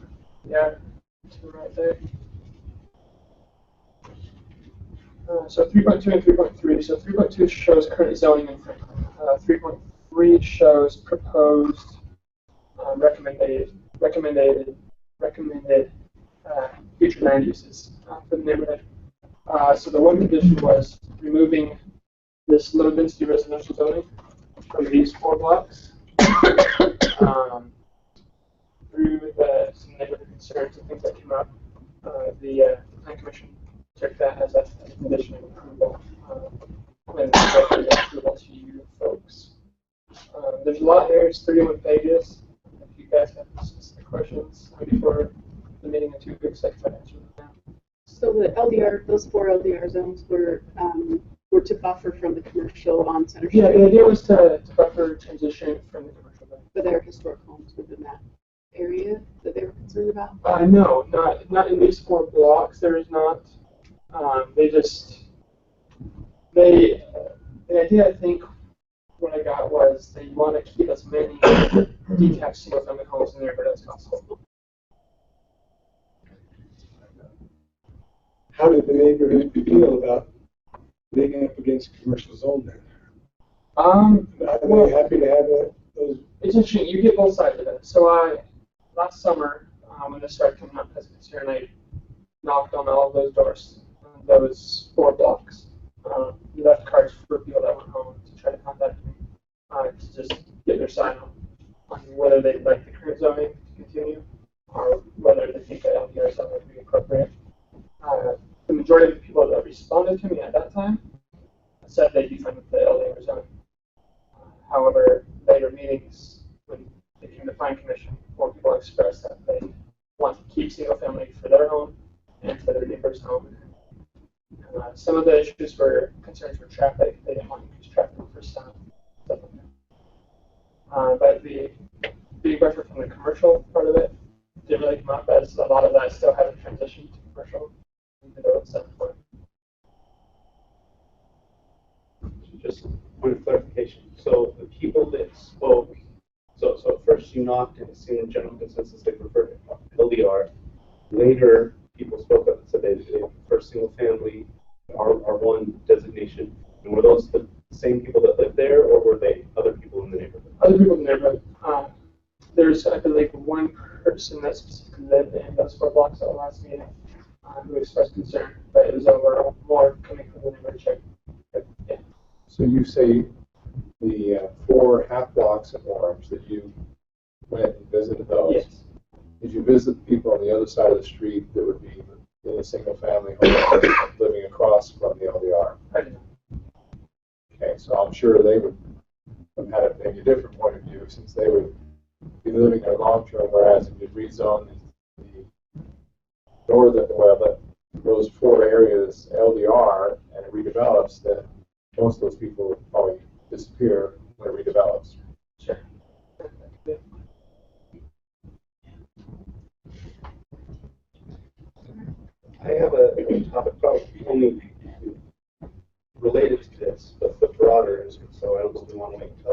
chapter, maybe it needs to be another work session, but I think we do need to discuss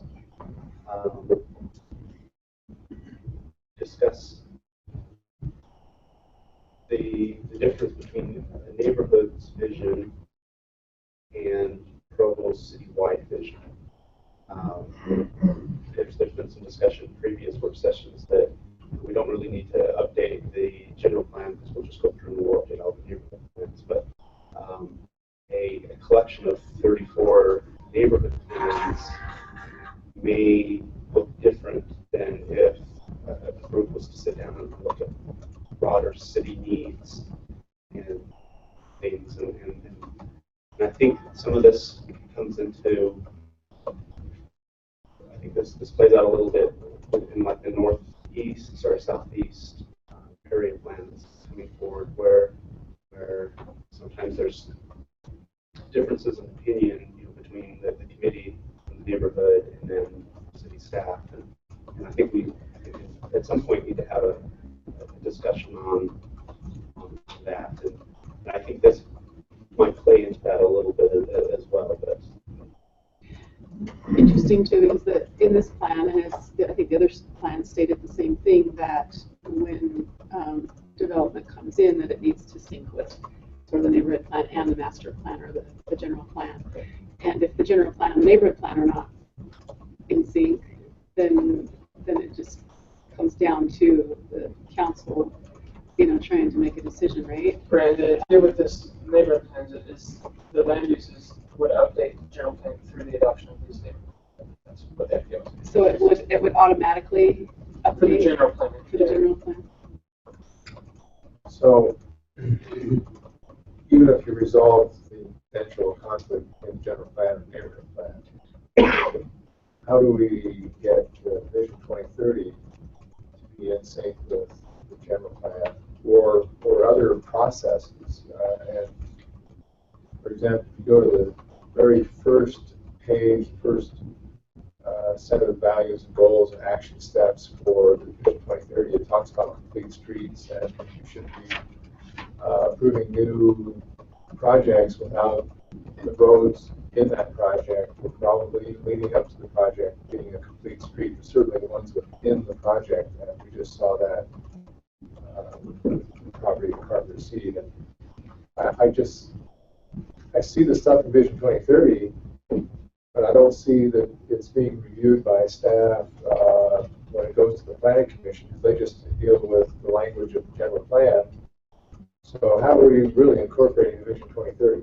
Well, I mean, I can speak for other departments, but I know that we really take a look at Provo Vision 2030 whenever we do our neighborhood plans. And additionally, when we review large proposals like that, we should be reviewing that. Under sidewalks, it does talk about more of a complete street. Yeah, you'll see that in this plan. Under sidewalks. Goals in this plan that try to meet some of Vision 2030 objectives. So we're trying to agree on each other. But I realize that's not the case. I think it was more in line with just fixing when sidewalks are dilapidated and a new project comes in, they'd be required to do a 6-foot sidewalk as opposed to a 4-foot. It's not necessarily the complete street, but it does address some of those complete street ideas. Well, in another section, in that chapter, it does talk about streets. Oh. Dave, I want to say Dave because he was the neighborhood chair, but on the other side, Center Street there, isn't this the vision for that Dixon neighborhood the same as far as LDR? And on the other side, you have a buffer, commercial, an LDR buffer. So the north side, basically the south side of First North, I believe, is LDR, yes. And that was something that those residents of Dixon that looked at it embraced.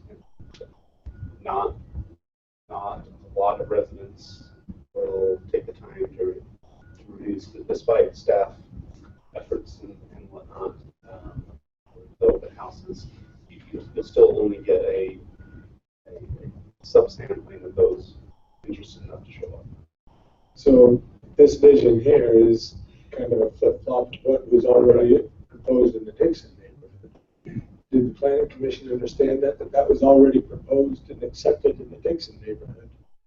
I don't know if they looked at adjacencies, reviewed what the Dixon neighborhood. And is there a difference between this neighborhood and the Dixon neighborhood? I'm not seeing a big difference. Well, sure. I think there's characteristics in each neighborhood that differ from one another. Of course, there's going to be a lot of similarities, especially in the pioneer neighborhoods. But I think there are specific issues to each neighborhood that need to be addressed. Maybe the biggest difference is the feeling of the neighbors. The neighbors in the Dixon neighborhood didn't have an objection to the LDR. Dixon and Franklin neighborhood, they had a stronger opinion, and so I think the planning commission doesn't maybe. They did. And gave them. That's strong. So the neighborhood plan is by the neighbors, and it differs from Dixon and Franklin across Center Street, I guess. It seems like that's.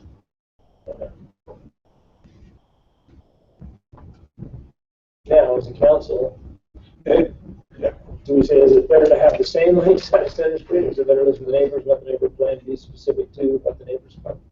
That's probably our discussion. I mean, that's our.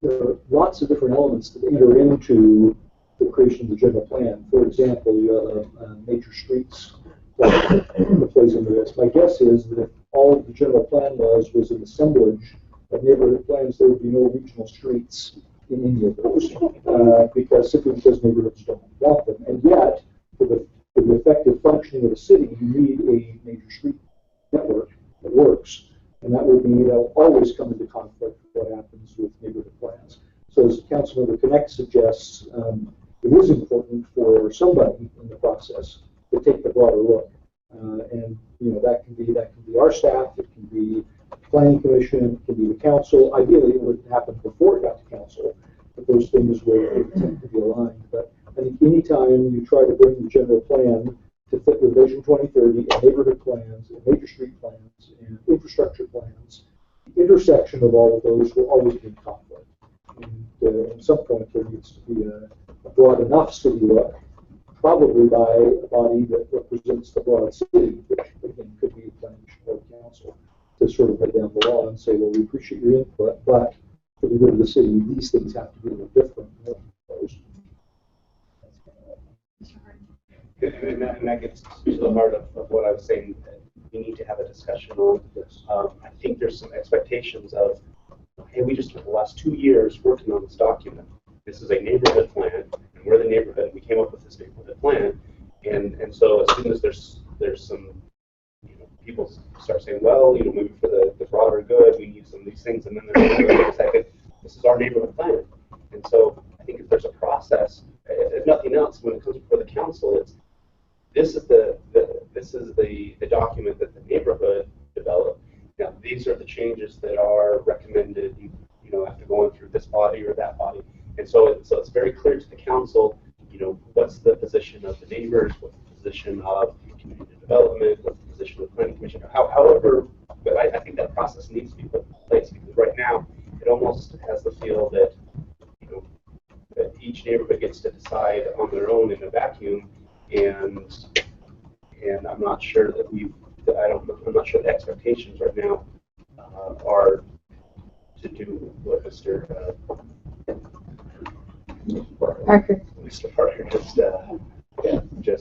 just suggested. So I think we do need to have to think about this and maybe define the process a little bit better and make it clear to the neighbors that there is going to be additional input taken before these things are. I would hope that would come with community development as they develop these plans. I think that they're saying this is the vision for the city, and I think that's why you put those there. Yeah, I mean, you'll see that same recommended land use in the downtown plan, which covered the same, that section of the plan, where they kind of led into some of the adjacent neighborhoods. And you'll see those LDR use recommendations in that plan. So we try to keep those congruent or complement each other. So on, again, in Southeast Provo, we just just finished a neighborhood plan, and I was on that committee, and staff picked us, they chaired the meeting, it was very well organized. Some of the committee members didn't feel like what they wanted necessarily was reflected in the plan, although we did see significant changes that I've addressed most of my concerns anyway, with the R1 replacing LDR on the hillside.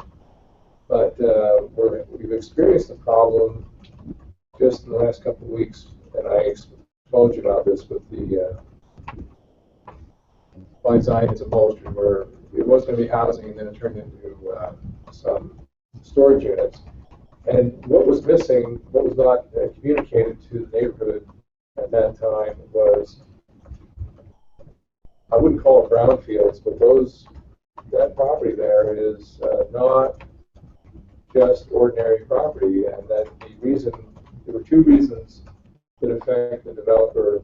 Hopefully you all got an email about this, but the developer was limited by the neighborhood plan to LDR, and that means the property is worth about $300,000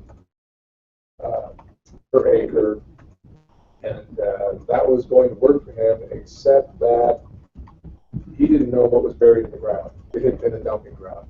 Didn't know if it was concrete or asphalt or what the cost of reclamation was going to be.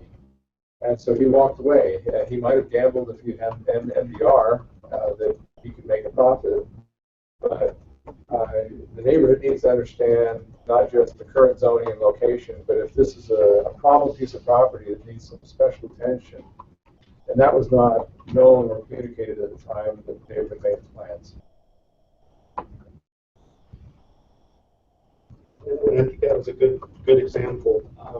From what I've heard, not being a participant, but from what I've heard, if the neighborhood had put together their own committee and just the first thing that they thought of, they probably would have said, we want even the west side of Sixth Street to be R1. But that the staff pushed and said, it needs to make sense, it needs to be realistic, and so there was kind of that compromise on the LDR. But even then, there were some sore feelings about it, like staff is pushing us around, they want us to help with this neighborhood meeting, now they're not listening to us.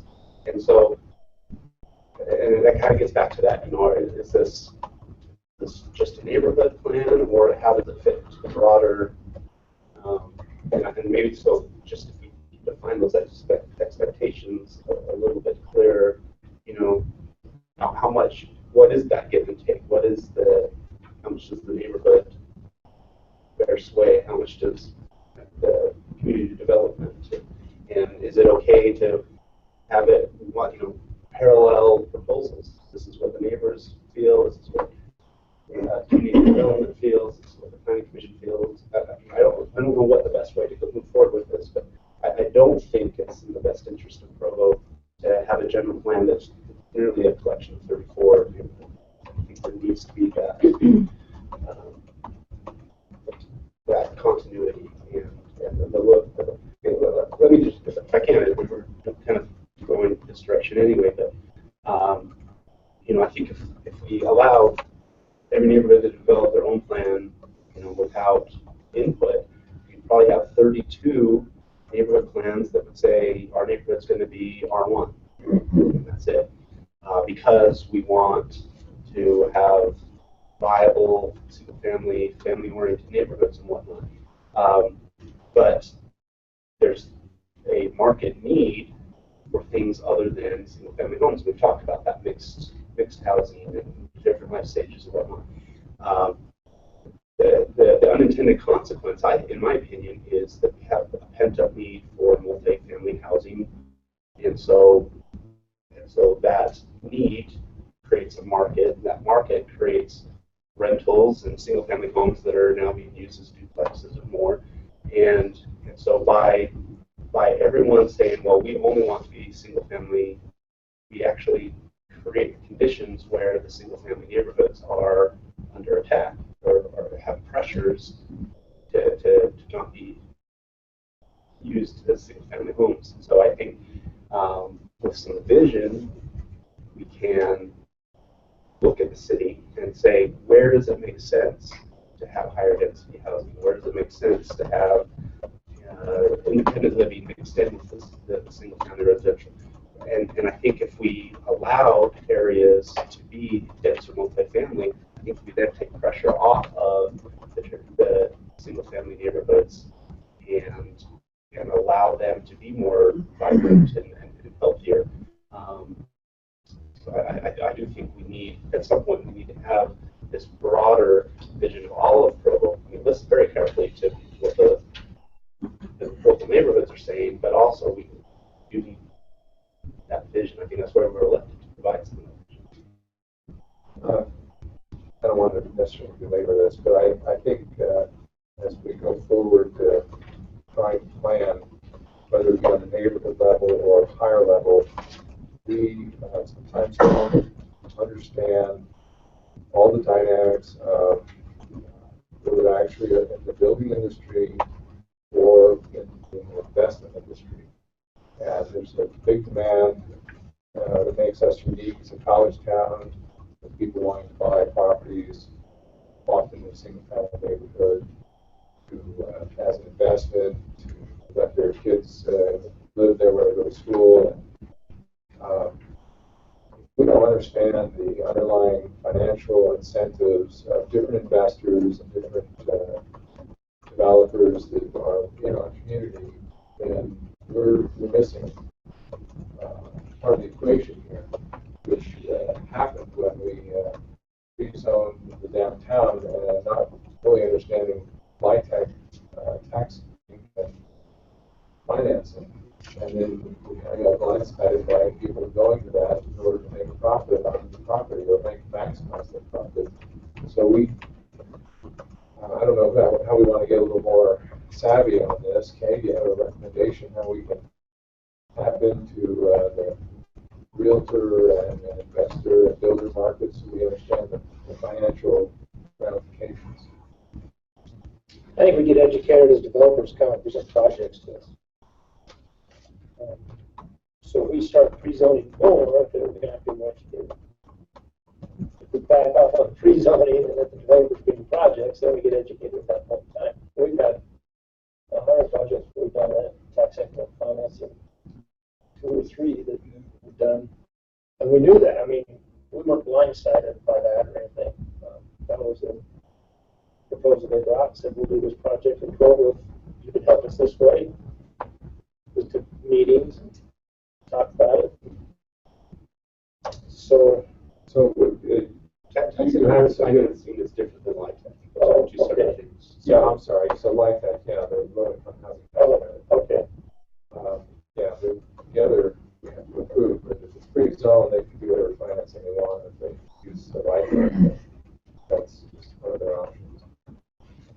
And I think, again, in the past, we've had those projects come, and some of them we made decisions on our own, some of them we agreed with the neighbors, some we went against the neighbors for various reasons.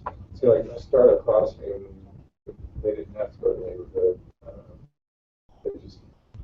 It was already allowed. there. It was already there. 8%.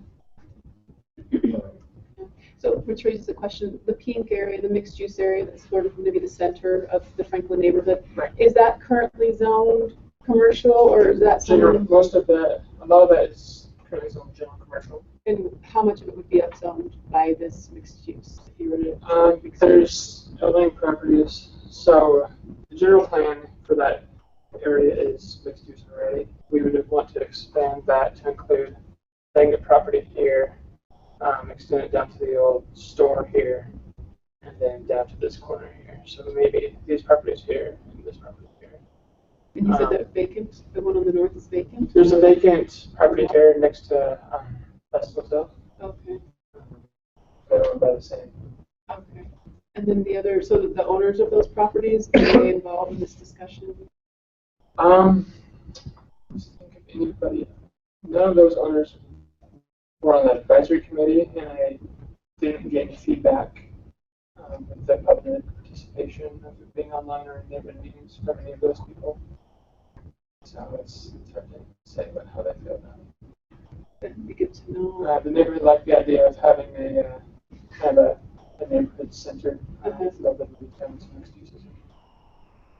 A lot of that is already business. Right. A lot of it sort of is because it's been zoned general commercial for. The one exception is probably when you go down on that northwest block, past the little, what was a grocery store. There was a house on the corner. Right. But the businesses that are currently there, and what the neighborhood sees as they are too. So they're looking for more shops on bottom, housing on top, and then Kind of daily needs, and some office space, sure. So, and the housing was going to be more like 2-story, right? It's not going to be. Yeah, the idea was to have a couple stories in there, so you have living work units, you have townhouses. It would kind of fit in more with the residential, the R16 around the edges too. Right.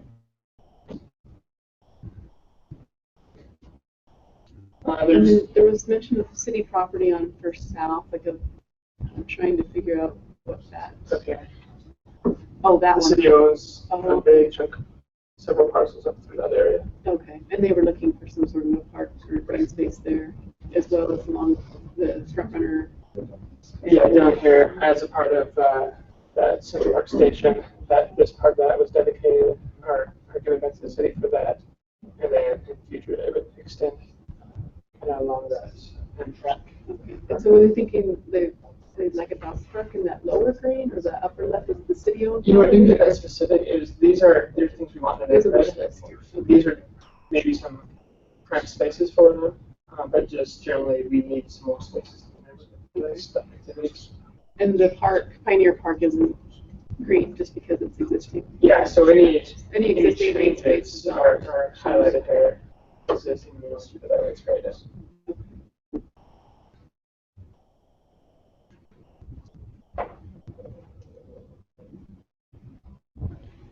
And then some of the incentives or I noticed in the plan talks about no, I don't want more low income because there's already quite a concentration of low income in the area. Yeah, I hope you to spread it out. But so in under resources, the last page where it talks about incentives, which part of that helps address that piece? Is there anything in the resources that helps address that piece, or are these just in general and how we'd like to see it paid for? Are you talking about in the last chapter? The very last under resources, the very last page. That doesn't really get into how we would address the concentration of low-income housing. Yeah, because it does mention with the tax increment financing as a way to get projects that they desire, or impact-free reduction zone as a way to get projects that they would desire, but they didn't have suggestions in the plan. So I read through 3/4 of it, and then I think that would have to come more from a council. So, yeah. You know, we need to address this issue. Try to spread it out in all of the neighborhoods of the city rather than just one. And then the suggestion on another note too, included in the CIP, that's just a suggested means for financing it. Right, these are ways that we could. Yeah, because the last sentence says this plan helps the city know what funding is needed in the future and will ensure a budget for proposed changes in the Franklin neighborhood plan. So that's just a suggestion.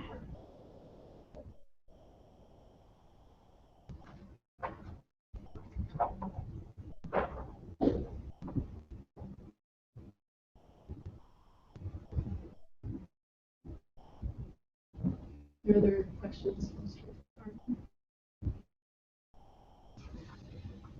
Did you present to the planning commission why you thought that should be LDR?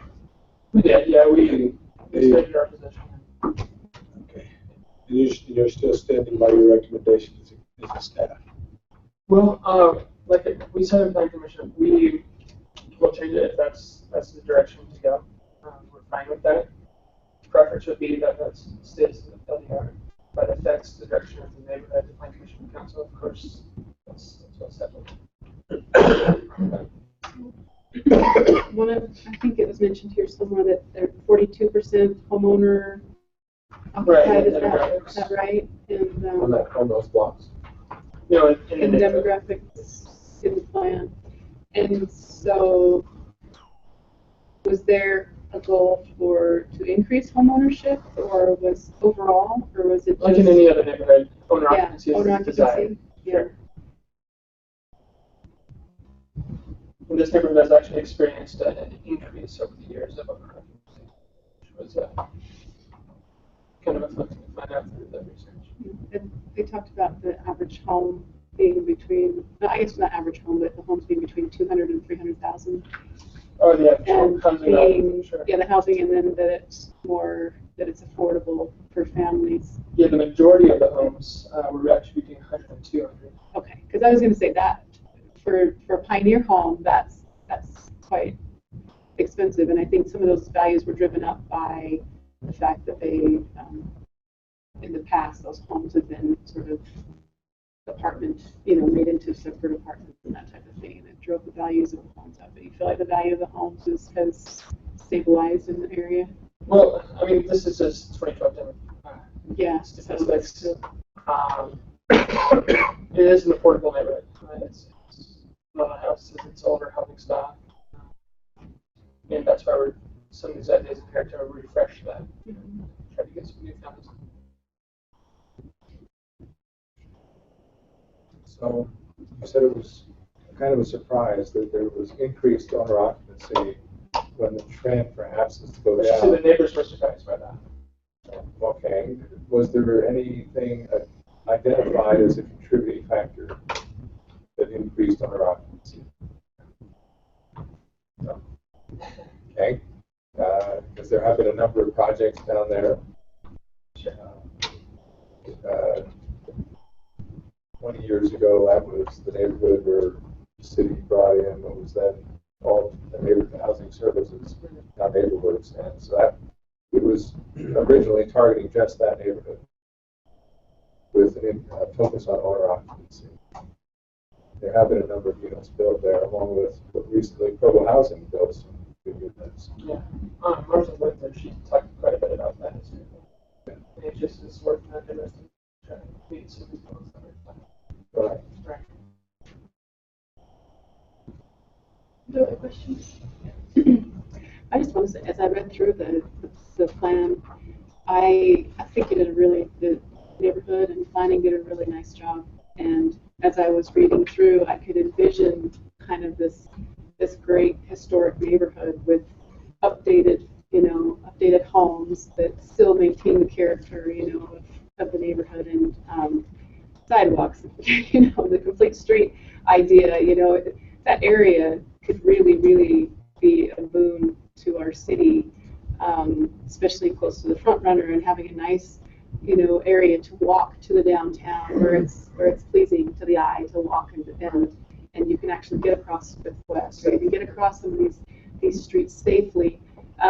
It was a nice vision in my mind that you created with this plan, so of what it can be. So I appreciate that. And, all right, well, thank you.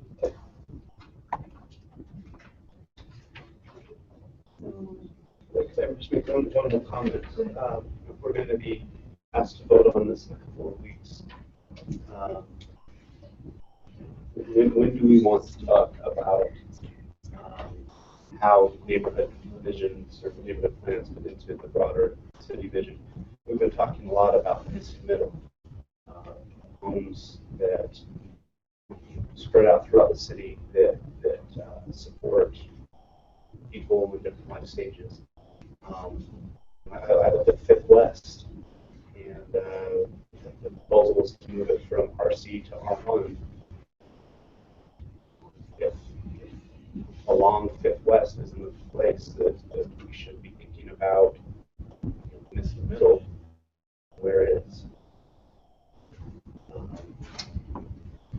if that transition between the commercial, which is not fully there yet, versus the neighborhood, if that's not a place to put some of our middle housing, whereas it looks like the entire perimeter is LDR. I mean, not entire, but there's a lot of perimeter, except for where they don't want it on the north.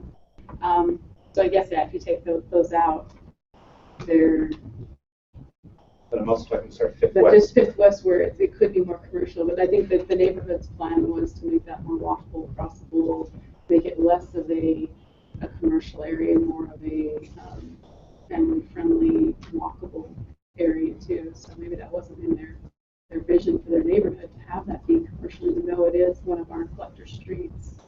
Right. But that goes again, is it a city plan, is it a neighborhood plan, and what should take priority under your collector street? So, You know, and I grappled with this a little bit as the Dixon neighborhood chair, and I think, going back to what I said earlier, one of the best ways that we can protect the interior cores of our neighborhoods to remain single family and not single family under siege by these pressures to rent. You know, we talked about our college town. There's people who like to invest and rent. That's true, but that's partly because we've created a market for that. If a family, you know, a newlywed couple can spend $500 on a dark dank basement, which there's several of, or $500 for a nice apartment, or something else. I mean, if we provide enough of the to satisfy the market, then all of a sudden those basement apartments aren't as appealing.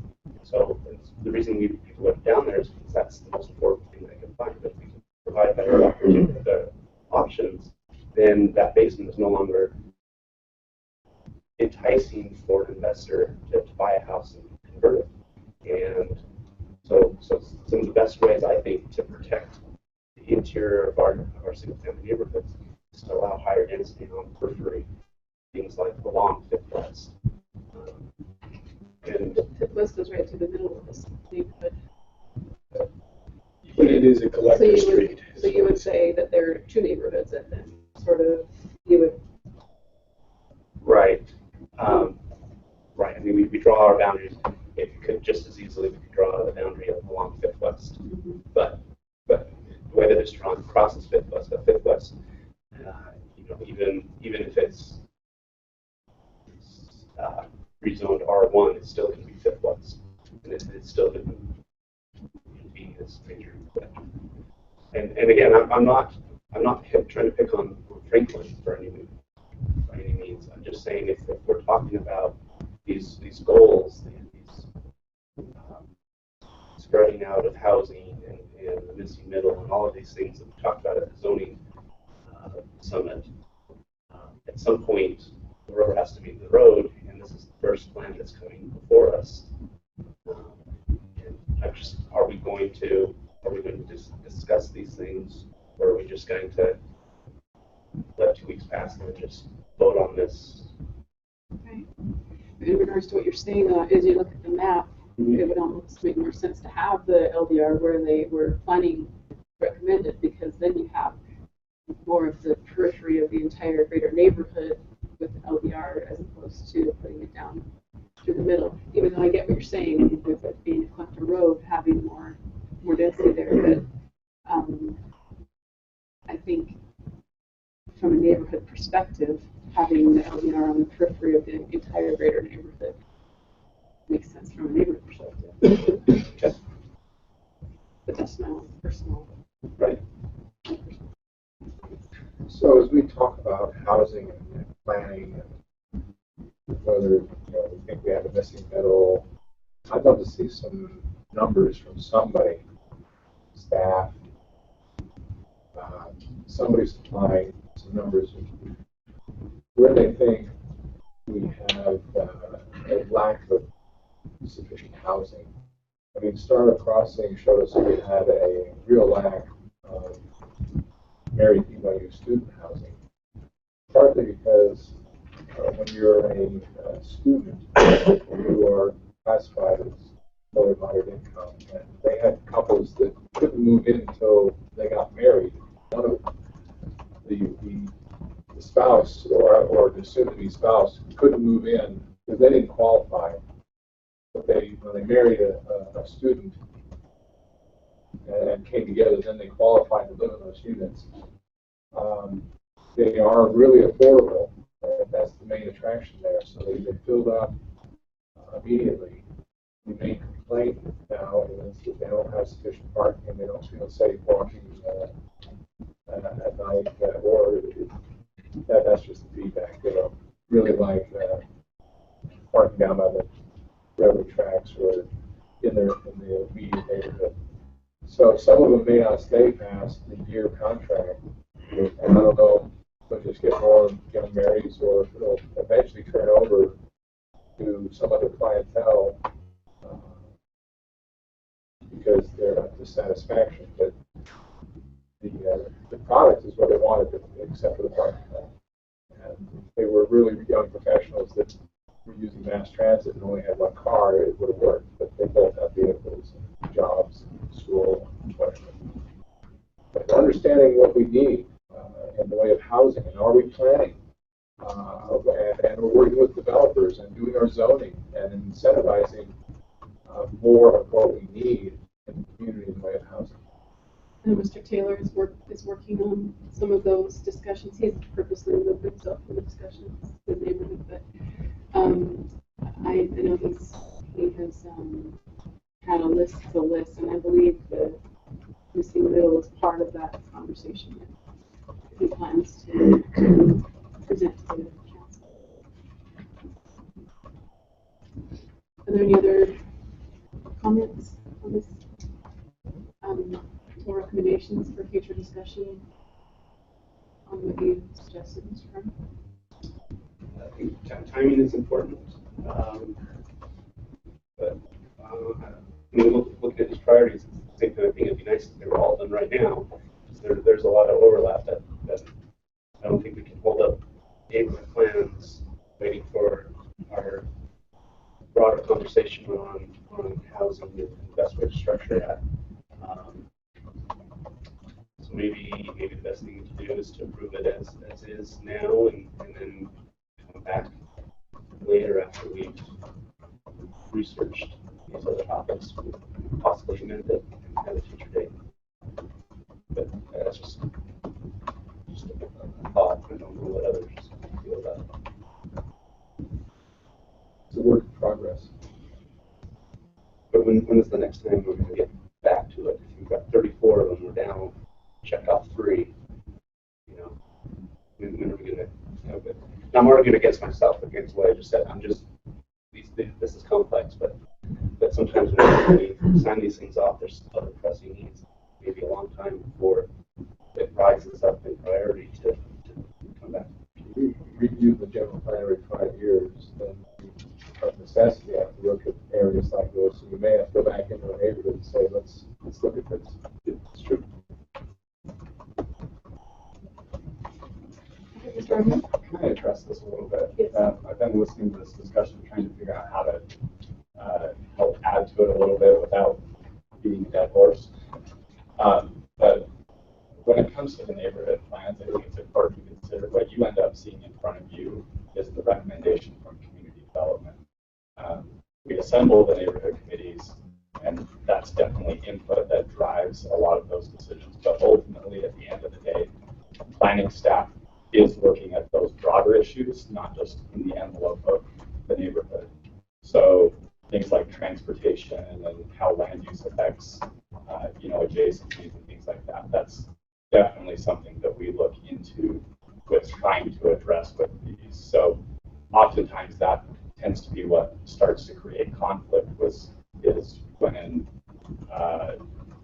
planning staff has analyzed something and they just can't get something to work the neighborhood the way the neighborhood wants it.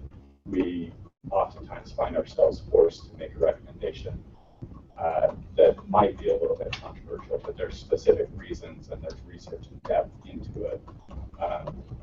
And I guess I just throw that out there for you guys to be aware that although it's a neighborhood plan, it's not done in a vacuum, and it's not without some research from planning staff and things like that. So, and then we oftentimes always involve all the other city departments as well. So public works and parks and our power departments, they're involved in all of these as part of that. So the advisory committees that people serve on are great. And and it's an excellent source of information that comes in, but it's also not the only place where we're getting the information to assemble these plans for you. So just thought I'd throw that out there. That's a good clarification.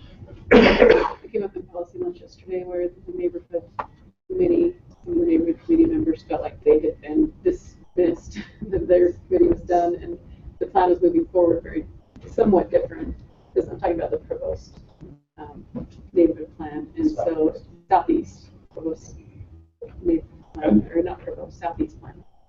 So anyway, and that makes sense. And that tends to happen if you make a recommendation against what they know that they've told you. They feel like they weren't heard, and it's not that they weren't heard. It's just that with planning principles and research data, you just can't make it work, and so you feel like you need to make a professional recommendation for something different, and it does cause controversy in that way. But ultimately, but then at the end of the day, this is what you see in front of you. But at the end of the day, you're the council, and you're the ones in charge of adopting this plan. And so, really, if you disagree with planning staff, that's what Mr. Ardmore was talking to. Was if you disagree with planning staff and you want it changed, change it. We're not. It doesn't break our hearts. I think the fact that we call them neighborhood plans makes us think that this is what the neighborhood wants, and so maybe finding staff's recommendation for neighborhood plans would be a better way to put it, so that that's more clear that this is what we're receiving. Because in my mind, it was a neighborhood plan coming from the neighborhoods. That clarification is very helpful. There is certainly heavy input from the neighborhood. Yeah. But, you do have to make plans. Yeah. That's sometimes it's all in what you name it and what the expectations are. And I think the members on that committee had different expectations. They thought that they were going to get to call the shots and didn't understand necessarily that if you were taking input, you were going to then present your best plan to the council. That was my comment as well. We may want to look at how we set up those expectations and just communicate what you just said. Make sure everyone who's coming to that committee understands that's premise. Certainly a lesson we've learned through. I think this is the second one that you've seen, or third one that's officially up for adoption. We have a few more in progress, and that's certainly something. And if I could just want to comment as well on that. I imagine if we were to move forward with this priority of studying, having a mix of housing to accommodate all life stages, and do our research, and come up with best practices, and set city policy on the direction we want to go, I imagine that might influence staff's recommendation. As you're saying, that the council sets the policy, and community development takes that, and all of your professional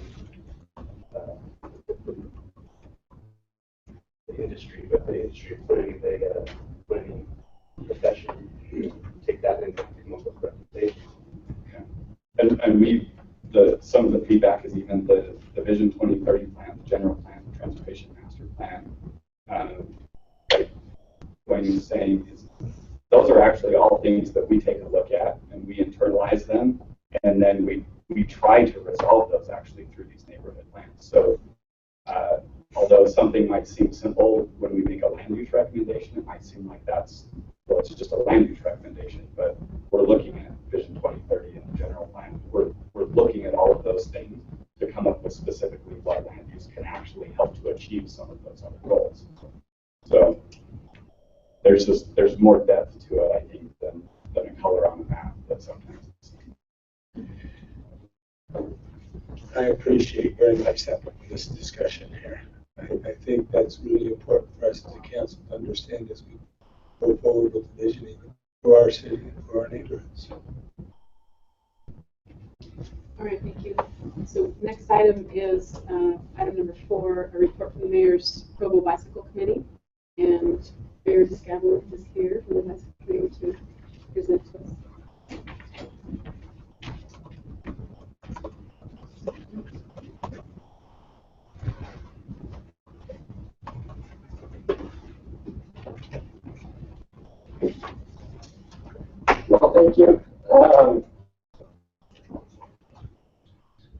I'm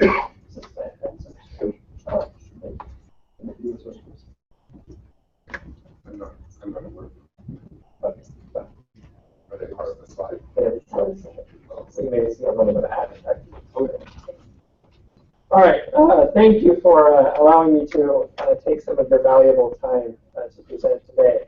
I really appreciate this opportunity, and we as a bicycle committee would be happy to periodically report either to the council going forward or perhaps to TMAC in the future. Just want to make you know that, make you aware that we're willing to periodically provide updates going forward.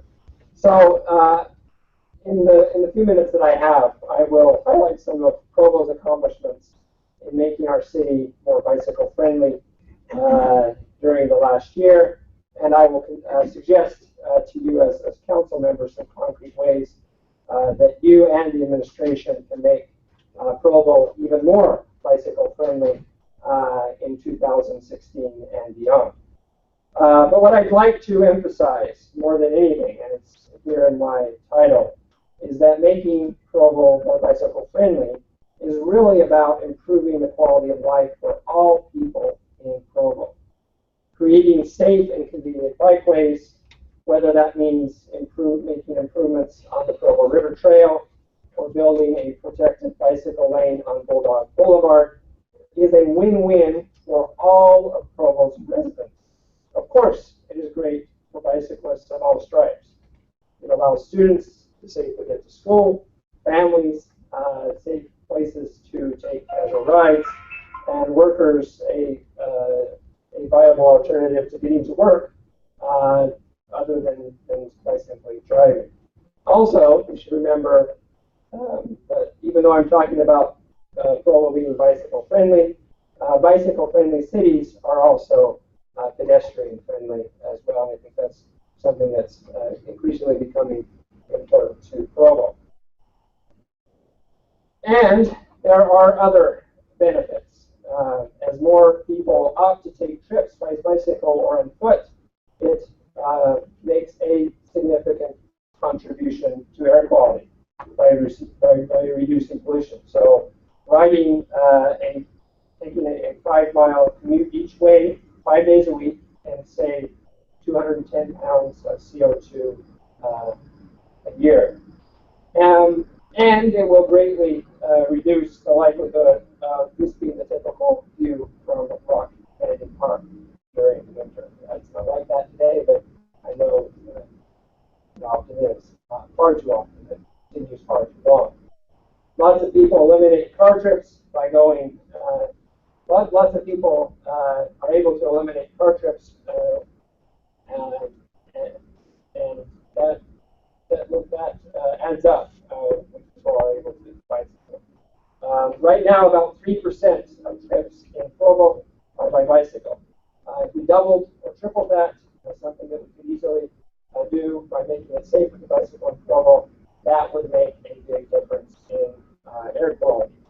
Also, like transit, more bicycling reduces congestion on our roads and reduces parking pressure. And bicycle lanes help to calm traffic by encouraging drivers to not speed. Even when you have a bicycle lane and no bicycles in it, drivers, because the road has been narrow, they tend to slow down and travel the recommended speed. Also, bicycle-friendly communities are more economically vibrant, and the quality of life and transportation choices they offer make it easier for employers to recruit and retain highly educated, tech-savvy employees, especially millennials. Finally, bicycling is good for communities and for people. A robust bikeway network encourages folks to have active lifestyles. And a number of studies have shown that communities like this are healthier, and people are happier, look at these people biking and walking. Don't they look happy? It's hard to prove this, but I think it's definitely All right. So when the Provo Bicycle Committee came up with the slogan, 2015, the best year for bicycling in Provo yet, we had no idea that that year, last year, would be such a good year for bicycling. And it exceeded expectations and advanced the goal of making Provo a more bicycle-friendly community. The accomplishments that I will quickly highlight over the next few minutes are made possible, were made possible, and are made possible by the dedication of Provo's vibrant bicycle community that works closely with the administration and has had the support of the City Council, which we appreciate. As many of you know, our committee meets monthly at the community-oriented policing building. For the past several years, we have averaged between 15 to 20 people at each meeting. We are thankful for the representatives from the police department, from engineering, parks, community development, the Provo School Board and Provo School District, and the Utah County Health Department, who regularly attend our meetings. But the majority of our attendees are volunteers who are passionate about making Provo a better place to live. And we are thankful to Mayor Curtis for officially recognizing us as his mayor's Provo Bicycle Committee soon after he came into office, and when he and many of us looked a lot younger. And we're also thankful to the City Council for your support over the years. We've had a number of you attend our meetings and would invite you to continue to do so going forward. Perhaps a member of the City Council could come to one of our meetings quarterly. We meet the first Thursday of every month at 5 o'clock. In 2012, the League of American Bicyclists recognized Provo as a bronze-level bicycle-friendly community. This year, we must reapply for that status and are aiming to move up from bronze to skip silver and be recognized as bicycle-friendly at the gold level. That's our goal. And we're planning to apply in August, and we're already preparing for that and launching some initiatives so that we can achieve that. And we look forward to working with the administration and the council to be able to do that. And here are some of you in this selfie. Some of you might remember this. And now I'm going to move on to some of our accomplishments over the last year, but also interject some things that I think we can do going forward. So after several years of presenting the Golden Spoke Bicycle Commuter Award at the Mayor's Bike Work Day in May, the committee this last year presented its first ever winter Bicycle Commuter Golden Spoke Award to Lexi Williamson, who you can see in the middle. And we'll present this award again this evening. So I hope you're not tired of me already, because you're going to see me at 5:30. Also, in the months that followed, in the spring of this last year, the committee arranged for Provo School District to obtain MAG funding to receive consulting from Alta Planning and Design to make the new schools that the district is building more bicycle and pedestrian friendly. And I am currently working on having this happen again at Provo High now that it has been decided that it will be relocated. Also, as a committee and as the Provo Bicycle Collective, which I'll mention in a moment, we're starting to work with schools to start bicycle education classes during their after-school programs. In addition, in May of this last year, the committee brought the Utah Bike Summit, and mountain bike pioneer Gary Fisher was the keynote speaker to Provo for the first time ever. And I don't know if this will work. I have a clip that I wanted to show. This is Fox 13's coverage of this event. I know a few of you were able to make it. If you click on the slide, it should connect. And you might be subjected to an advertisement before the.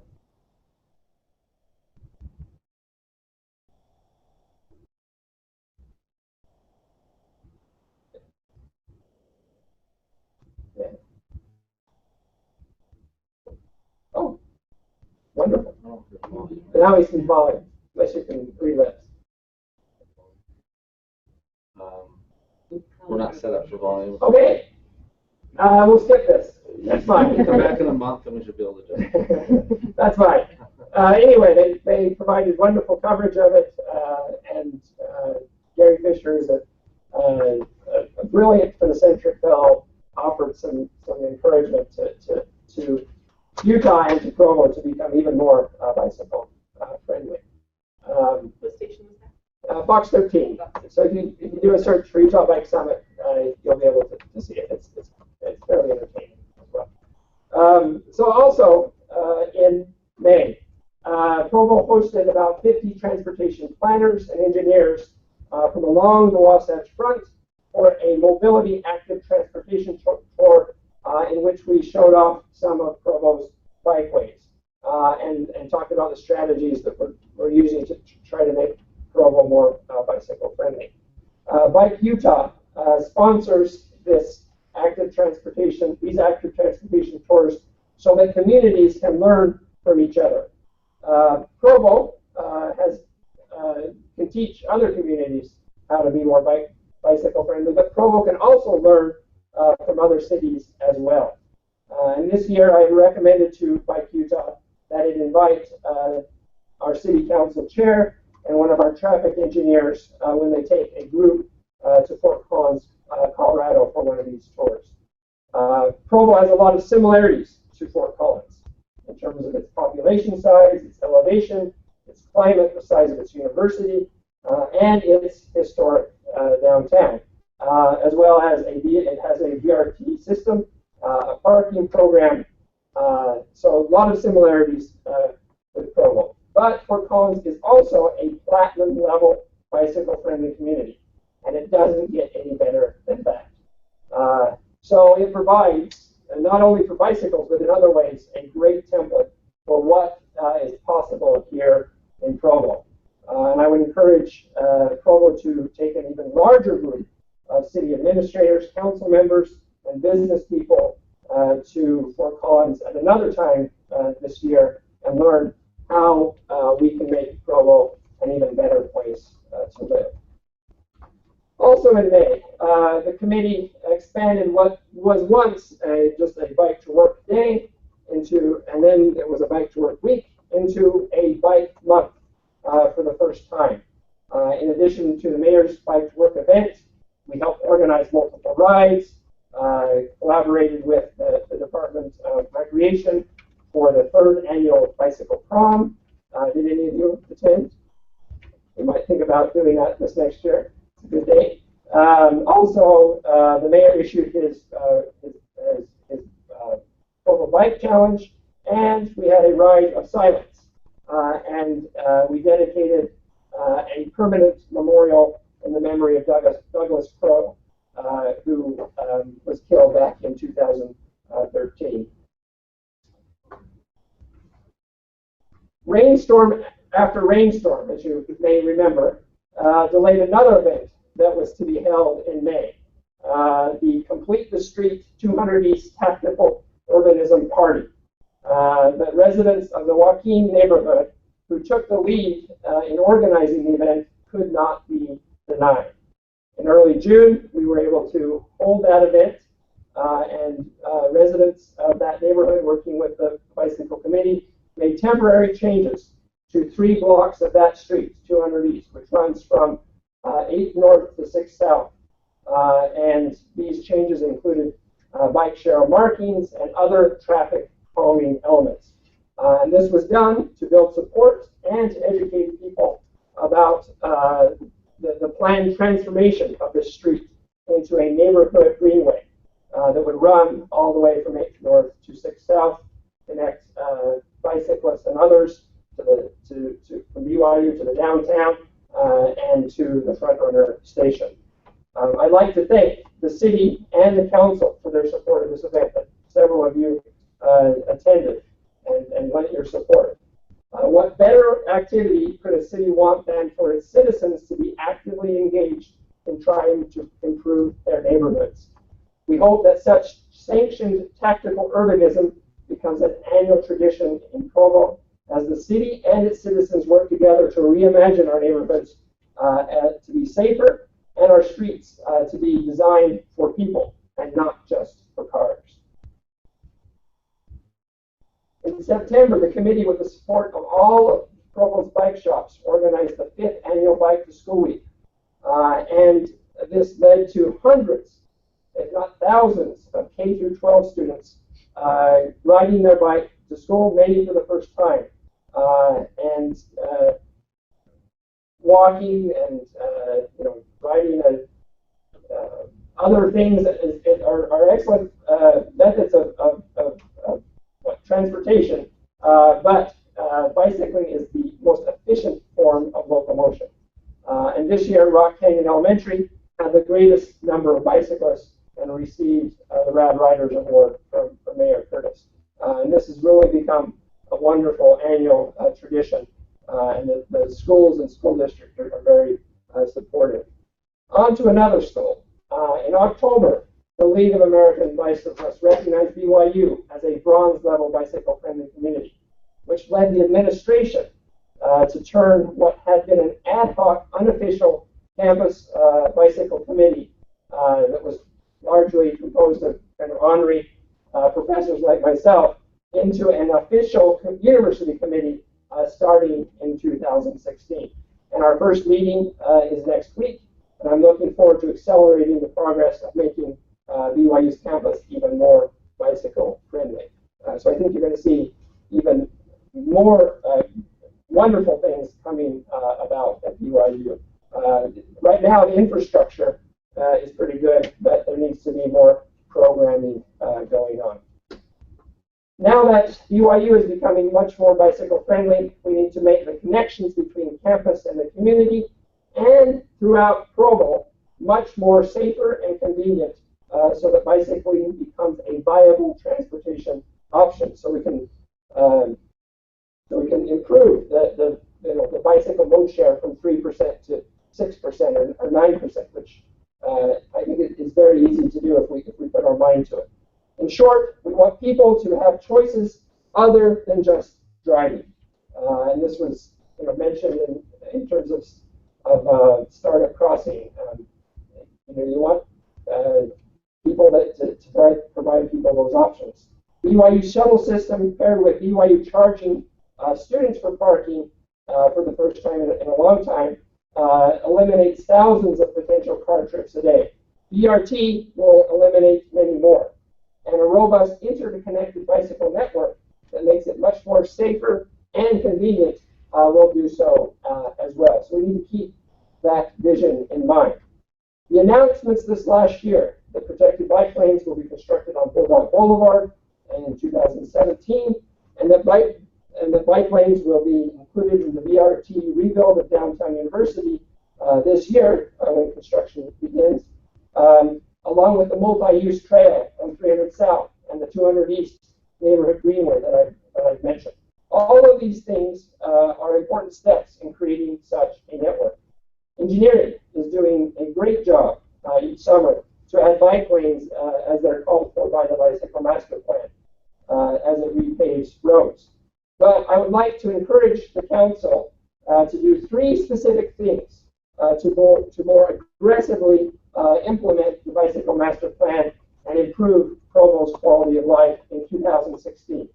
And those 3 things are: first, adopt complete streets as an official policy in the form of an intent statement. Number 2, support the creation of a city bicycle coordinator position.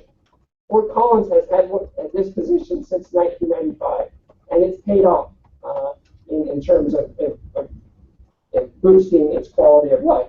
Also, Salt Lake City and Ogden, a city that's smaller than ours, also have such a bicycle coordinator position. And number 3, support the allocation of dedicated funding for the construction of bicycling and pedestrian infrastructure projects. This will allow engineering to go beyond making small incremental improvements as they repave roads. So we're asking for allocated, dedicated funding to improve bicycling and pedestrian access throughout the city. And I'd like to conclude by mentioning one of the great community service organizations in our city, the Provo Bicycle Collective. In December, collective volunteers led by its new manager, Austin Taylor, I was going to show you a video of Austin, and I think it would have really warmed your hearts. I encourage you to look it up. But for Austin Taylor, a concerned citizen, Provo Bicycle Collective, and you'll be able to find it on YouTube. But anyway, collective volunteers fixed up and gave away around 50 bicycles over the winter break. The Sunset Crest Elementary, or the Sunset View Elementary, Wasatch Mental Health, and the Boys and Girls Club. And I was going to give Austin the last word because he really expresses the values that animate our efforts to make Provo more bicycle friendly. But I guess you will have the last word because I'd like to, I welcome any questions or comments that you might have for the Provo Bicycle Committee. I appreciate what you're doing. Going down 1200 North, I go into a business every day there, and half the time I'm in there, which is more than once a day, I get asked about, why are you doing this to our businesses on 1200 North? And I know that you have been in 1200 North, you're talking about Bulldog? Bulldog. And you've been in personally, and I appreciate that, and despite your efforts, you haven't convinced me, and I wish you could convince them that it's the perfect thing to do. I haven't convinced them, and we haven't convinced you, Gary? No, I'm not saying you haven't convinced me. You have not convinced them, and they're trying to convince me. Okay. I think it is the right thing. I think it's a good thing to do. The challenge is that as we start doing this, we talked about this in our last discussion, conflicting ideas with what we hope to accomplish. And I'm getting feedback from businesses down there. We talk about convenience and making it easy for people to shop in there. What you're doing on Bulldog is not doing that. And I understand that, and I appreciate that, and it's going to take an attitude adjustment. But I think that that's something that I know that you realize that we face this, and I appreciate all your efforts. I think you put great effort into that. I know you've been to the businesses. They've told me they can't remember his name, but he's thin, he looks in good shape, and he has glasses. I know who that is.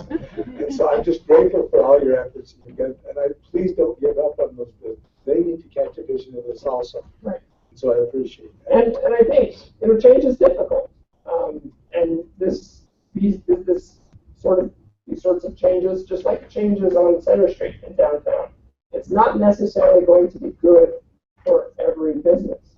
But I think in general, it will be good for business in Provo and for the economy and for our quality of life, for safety. And that's another one to bring up. The safety, he's pulling in police and firemen to me, and they're telling me, this is not a good idea, Councilman. And so, because we can't get around it, we got to get back to this place, got to go up and avoid. This is what they're telling me. And so I need some well, and I don't want to use it, but ammunition to go back with them to say this is what we hope to truly accomplish with this. This is why it's good for business. This is why it's good for public safety. And I told them it's the most dangerous street in the city, and this will improve that. So we won't have to have as many police and fire departments running up and trying to do corners. And so those are some of the things that I need as a councilman to be able to discuss with other people. Well, we as a committee will certainly try to provide you with that ammo going forward. I appreciate it. And I think this is another reason, for the city to organize a trip to Fort Collins to see how these changes have been really embraced. And at first they were resisted, but embraced by many residents of the community. And you see this on 3rd South in Salt Lake as well. Many of the businesses were very opposed. I think some of them are still a little bit queasy, but on the whole, it's been reported that they really embraced the protected bike lanes on 3rd South. And I don't want to use the word ammo. I apologize for that. I should say information. Yeah, because I don't want this to be a war. Yeah. We're not in a war with this. So, have you considered taking any of the businessmen along on the trip? Oh yes, and that's certainly that's something I suggested. Both business and people in the downtown area, but also on Bulldog and other places that would be affected. Certainly, that's something that needs to.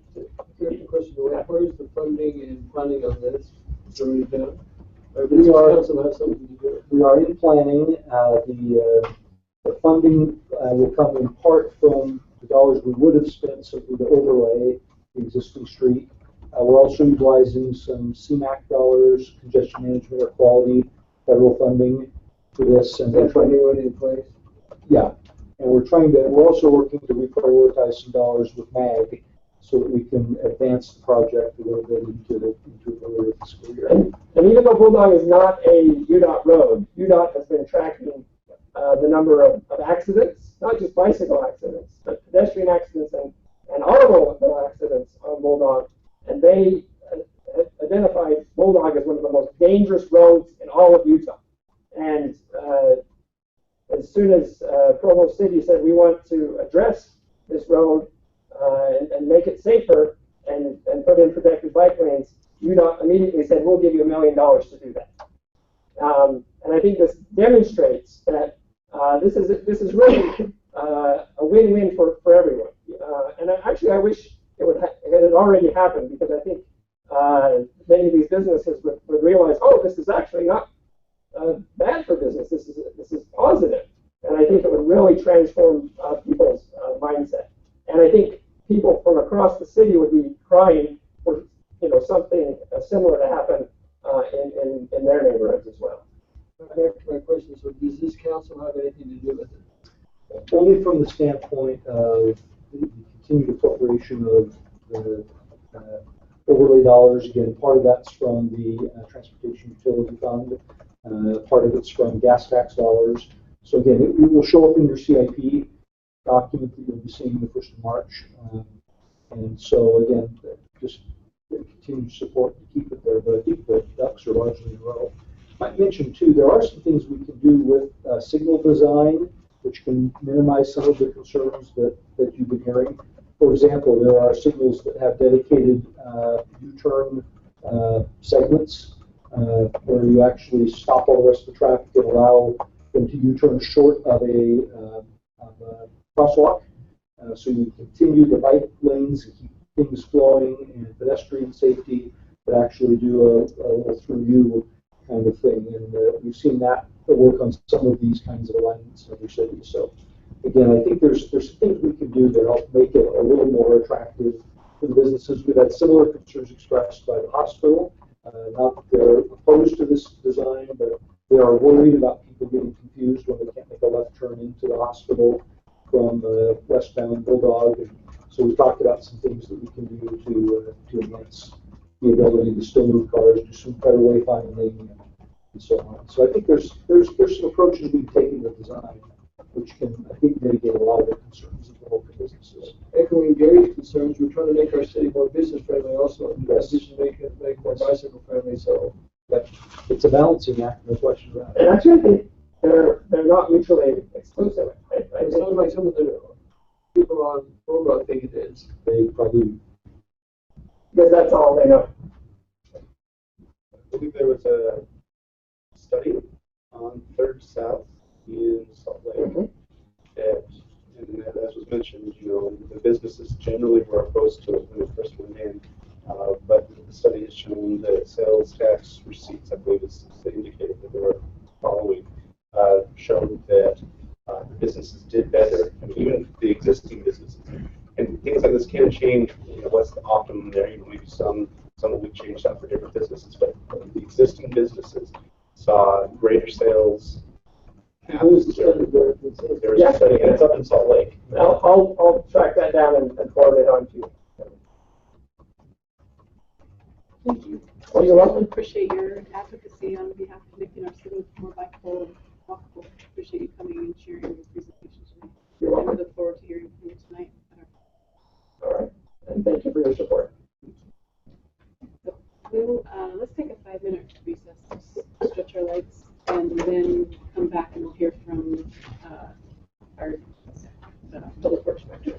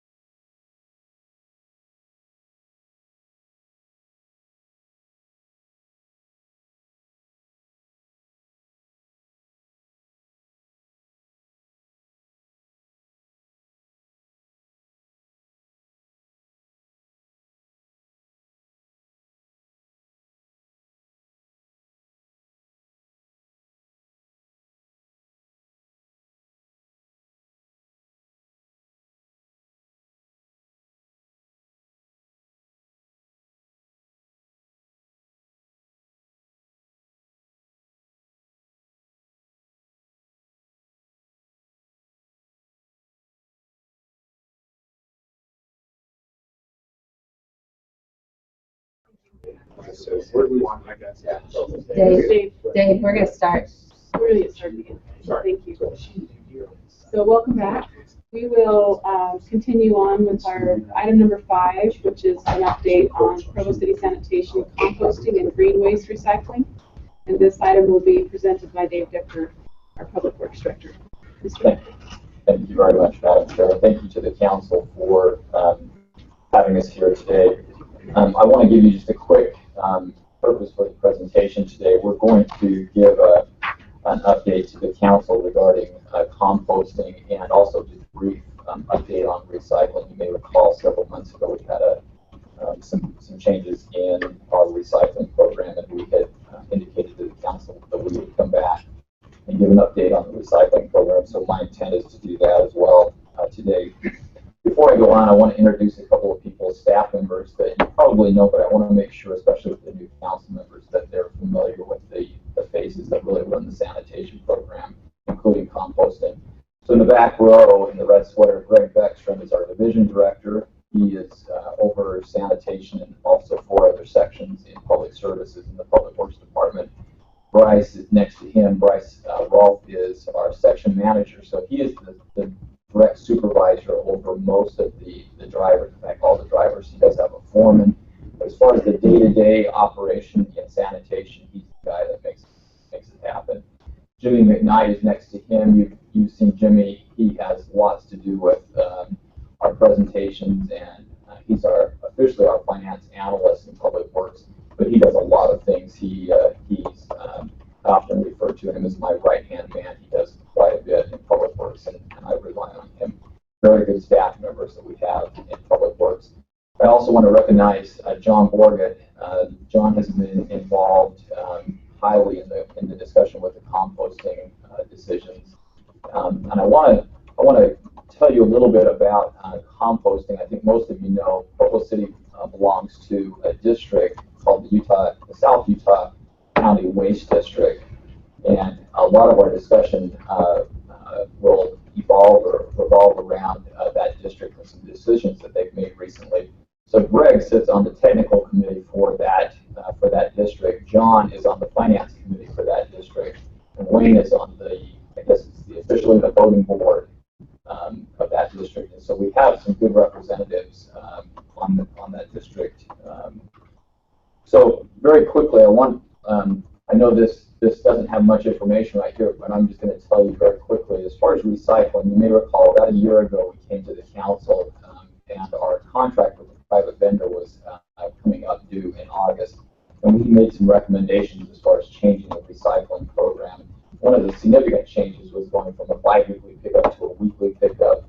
And we talked about some dates. We went through a transition period based on recommendations and the decision that was made by the council.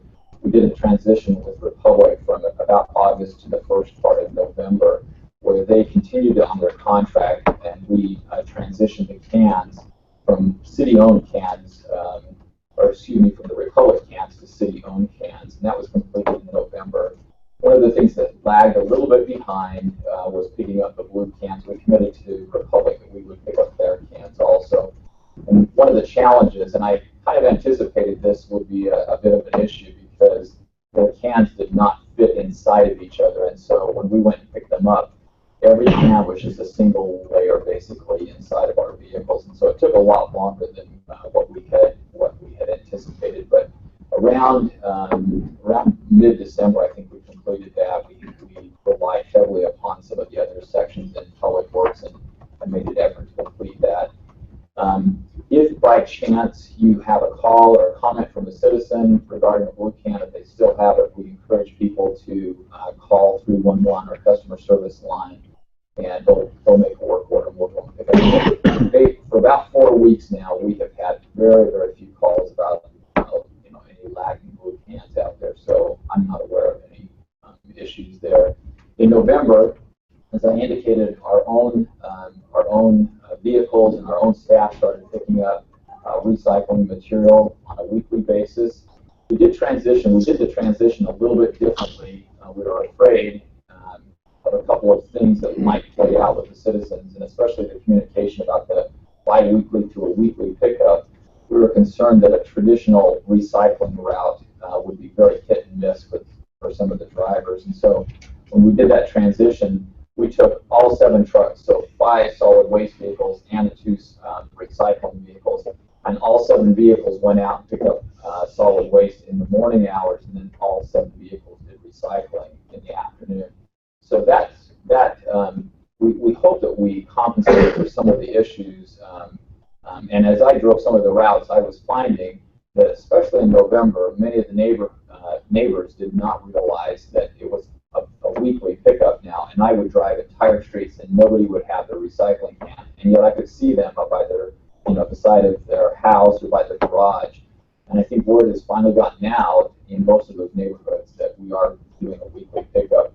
So starting probably in the next few weeks, on Thursday, we will go back to more of the traditional routes where we have our 5 solid waste vehicles picking up solid waste, and then more traditional, our 2 vehicles just picking up recycling.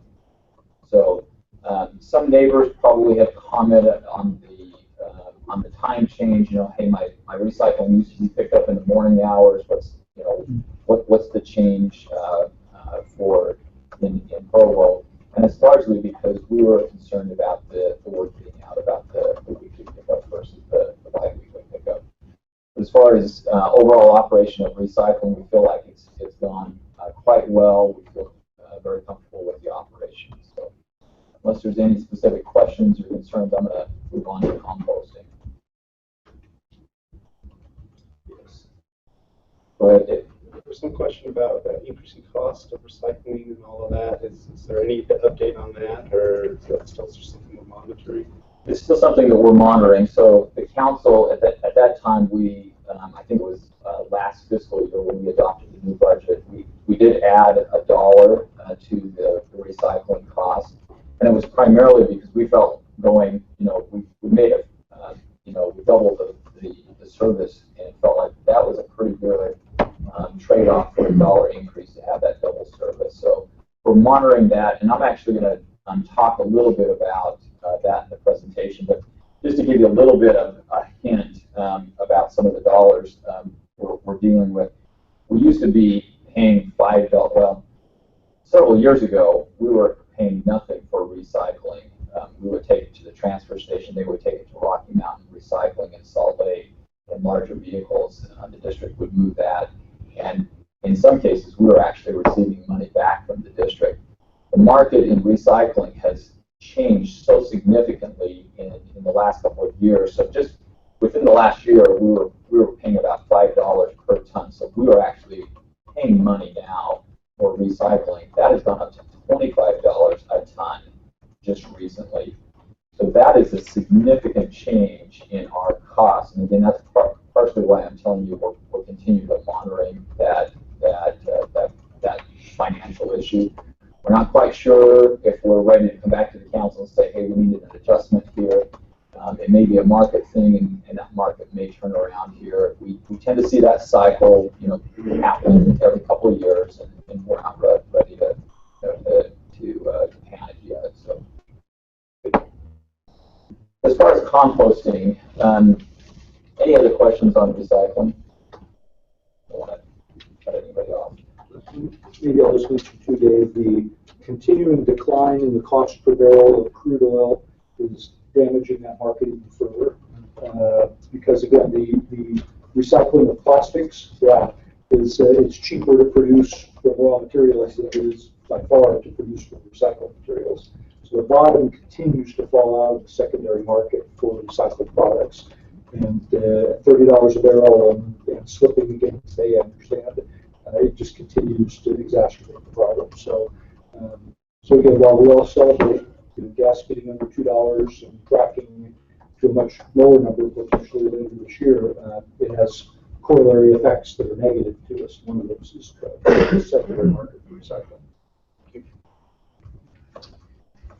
So over the last couple of years, the district, and I'll just refer to South Utah County Waste District as the district has been looking at financial trends.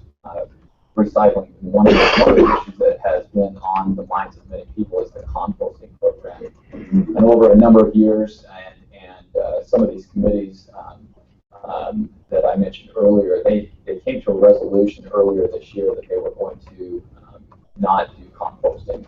They were going to eliminate the composting operation on the district level, and that would be effective December 1st. So you may have noticed, or citizens may have contacted you, our old landfill that is located immediately east of the Public Works operation. They used to have a composting operation. It's been closed now. There's a big sign on it that says it's closed as of December 1st. And the district has eliminated any composting operation that they did in the past. And Provo is highly affected by that. Yeah, we had our own composting before they had it, so why? Yeah. That's part of what we're going to talk about today. That's exactly where we're going to go today. because that's going to be really important. So and we kind of anticipated that. So we were concerned enough, and we discussed this over the last several months with John Borgett, Wayne, and the mayor relative to what our options are as far as this decision from the district. So in addition to closing and the overall operation, they closed that yard as that slide indicates. And I want to give you just a little bit of a background, some history on composting so that you get a little perspective about the discussion as far as our options, whether we continue or discontinue composting, and what we've discussed with the administration. So right now, as far as our green waste in Provo City, we generate about $450,000 a year. You can see how it's broken down into two different categories. The transfer to the district is about $735,000, and this is not tipping fees. This is actual money that is, you can call it a subsidy to the district, and that transfer has actually increased pretty substantially over the last 5 years, about a $500,000 increase over the last 5 years. And part of that is composting, but certainly not all of it. And that was one of the points as we talked internally. Greg made even this morning, we need to make sure that the council understands that increase is not solely due to composting, but probably half of it, roughly half of it. You pay that much to subsidize the composting operation. You'll see the numbers in just a second here. We also, our options moving forward, as far as our options to the city, a few things that are listed here as far as what we've considered, but you need to know, in addition to these options, we've looked at other things, and they're not included on the slide. So we went to Payson. Payson runs their own landfill. We talked about taking green waste to Payson. We have an option there. What are they going to charge us? We went to North Point, which is an operation in the North Utah County cities, and talked to North Point about do we take compost there and what would they charge us. Most of those options eventually kind of whittled away, and we said, hey, they're not going to work out for various reasons. Some of them said, no, absolutely not. We're not even going to let you, take that to our transfer station. But as far as the options that have kind of come to a head and included in 4 options that we're going to present to you, here's some of the basics that you need to remember. If we take it to the transfer station, the district transfer station in Springville, they're going to charge us $35 a ton for it. We were paying absolutely nothing for green waste. If we take it to the Bayview landfill, the Bayview landfill is operated by the district. It's out on the west side of Utah Lake. It's quite a drive. If we take it ground, they're going to charge us $18. So if we haul it in our vehicles, that's what they would charge us if we take it to Bayview. If we grind it and then haul it to Bayview, they would drop that price to $8 a ton. Right now, again, just background, residents are charged $4.75 a month, March through November for curbside green waste pickup. And then our drop-off sites right now that have been closed, the composting site that I mentioned at the old landfill east of Public Works, and also the transfer station. Citizens can still take green waste to the transfer station, but they would be charged $8, or they have a coupon also that's available for that. So as far as our options, these are really a summary of 4 options. I know there's only 3 bulleted, but we're going to break these down into 2 different options. So ones that have been discussed internally with the administration, we talked about eliminating the program completely. And what are the pros and cons? And we'll talk about the pros and cons in just a second, but that's certainly one of the options that we've talked about. We also have two other options that are similar, but as far as the details, there is a little bit of difference. We keep the curbside pickup. We compost some of it with city resources, not on the district level, but with city resources.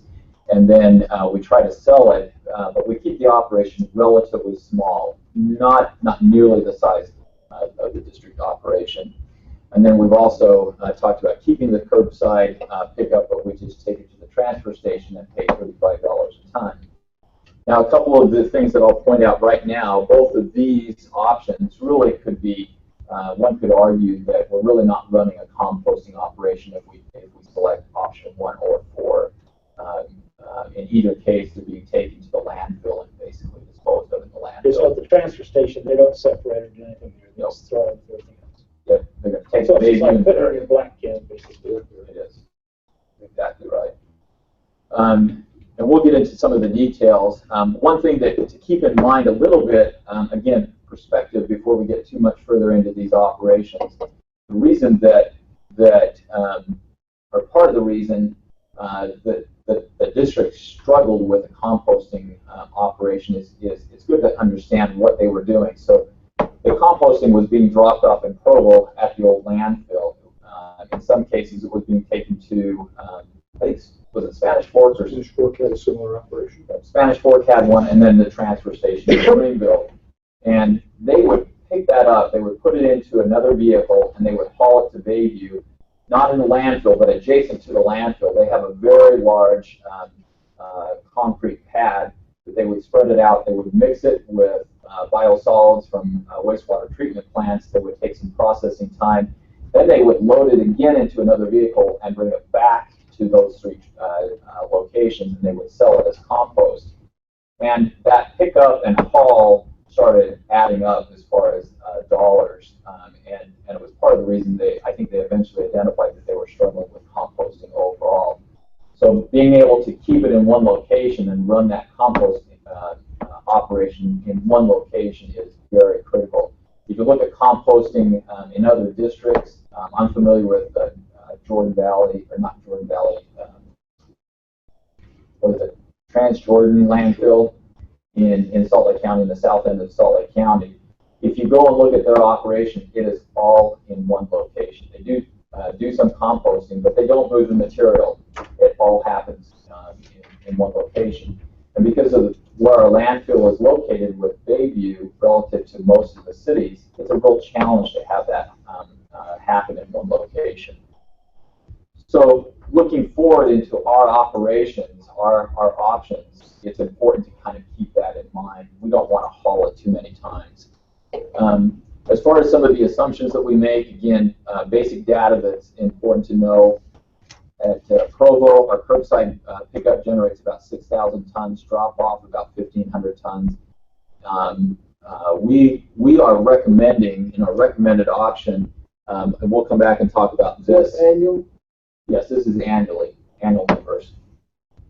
We are recommending, if we continue this operation in the Provo landfill, that we charge $5 a load. Sorry, $5 a load. We were not charging under the district operation. Residents could take it any quantity they wanted there and unload any quantity they wanted. Commercial haulers also could take it to the old landfill in Provo, and again, you're going to see some detail in the option that we recommend that we eliminate that, but residents only are allowed to do that in the future.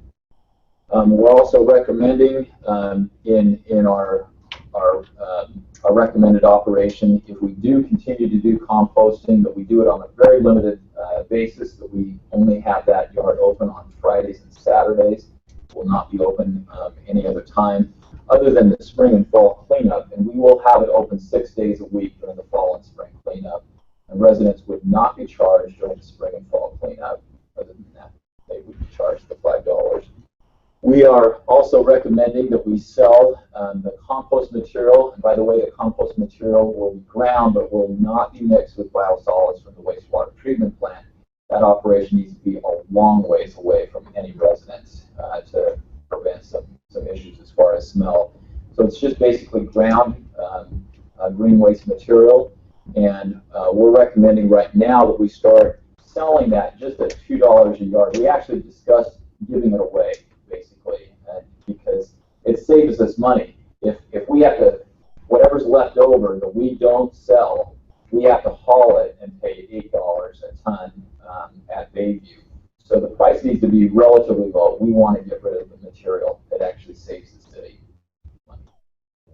Weren't they charging more for it than that? I mean, They were. $20 a yard.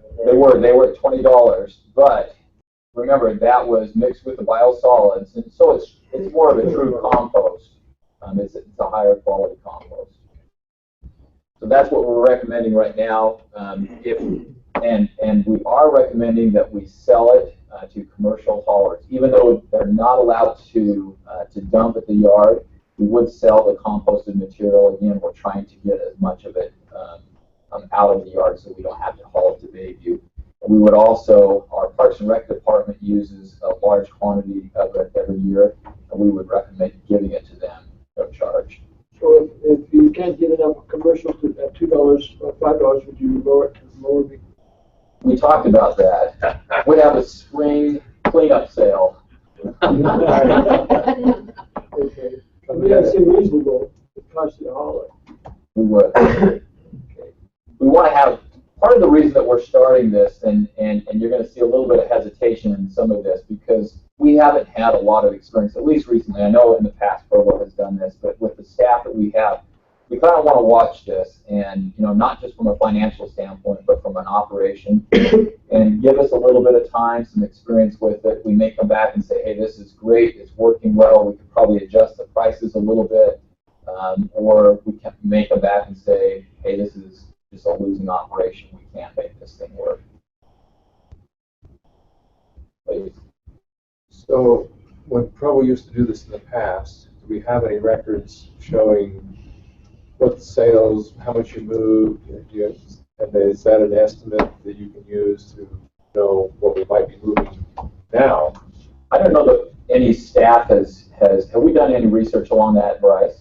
Yeah, we have.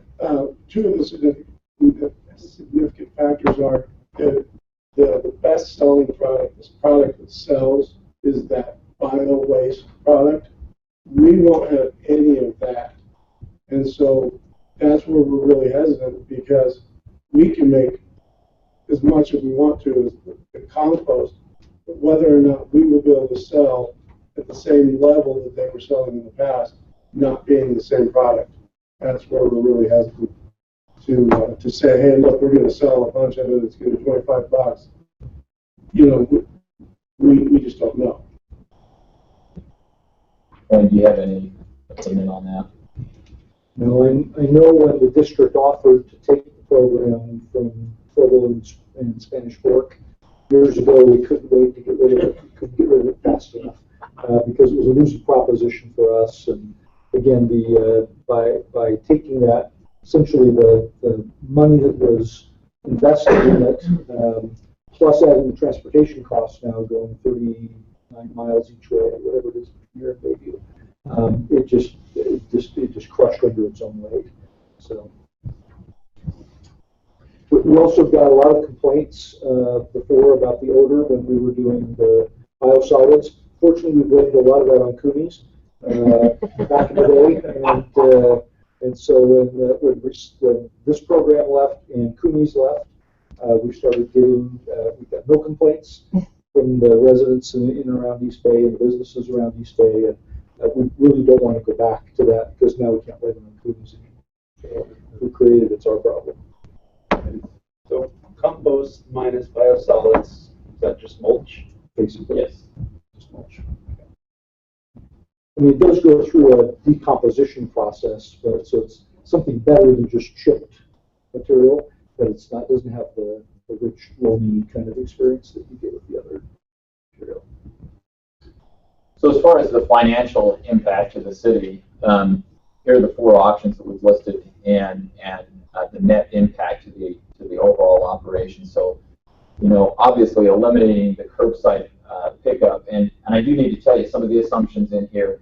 Some of this, if we eliminate it, it's going to end up in the black cans. And so we've anticipated a slight reduction in the number of drivers that would be impacted. So we have a little bit of savings in salaries and benefits. But we increased our tipping fees by doing that operation. We get a little bit more revenue because of additional black cans. We anticipate some people, if we eliminate the green can, they're going to say, hey, I need to have another black can then. So we're going to get a little bit more revenue that way.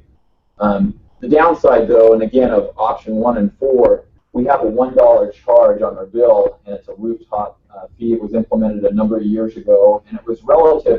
We did go back and look at this resolution with the council, and when it was adopted, it was specifically addressed as a composting operation, and it's spelled out on each resident's bill as a $1 rooftop fee, and I think that's where we probably would get a little bit of pushback, and so if you take this number and subtract another $210,000, that might put it in a little bit better light of what really would happen financially.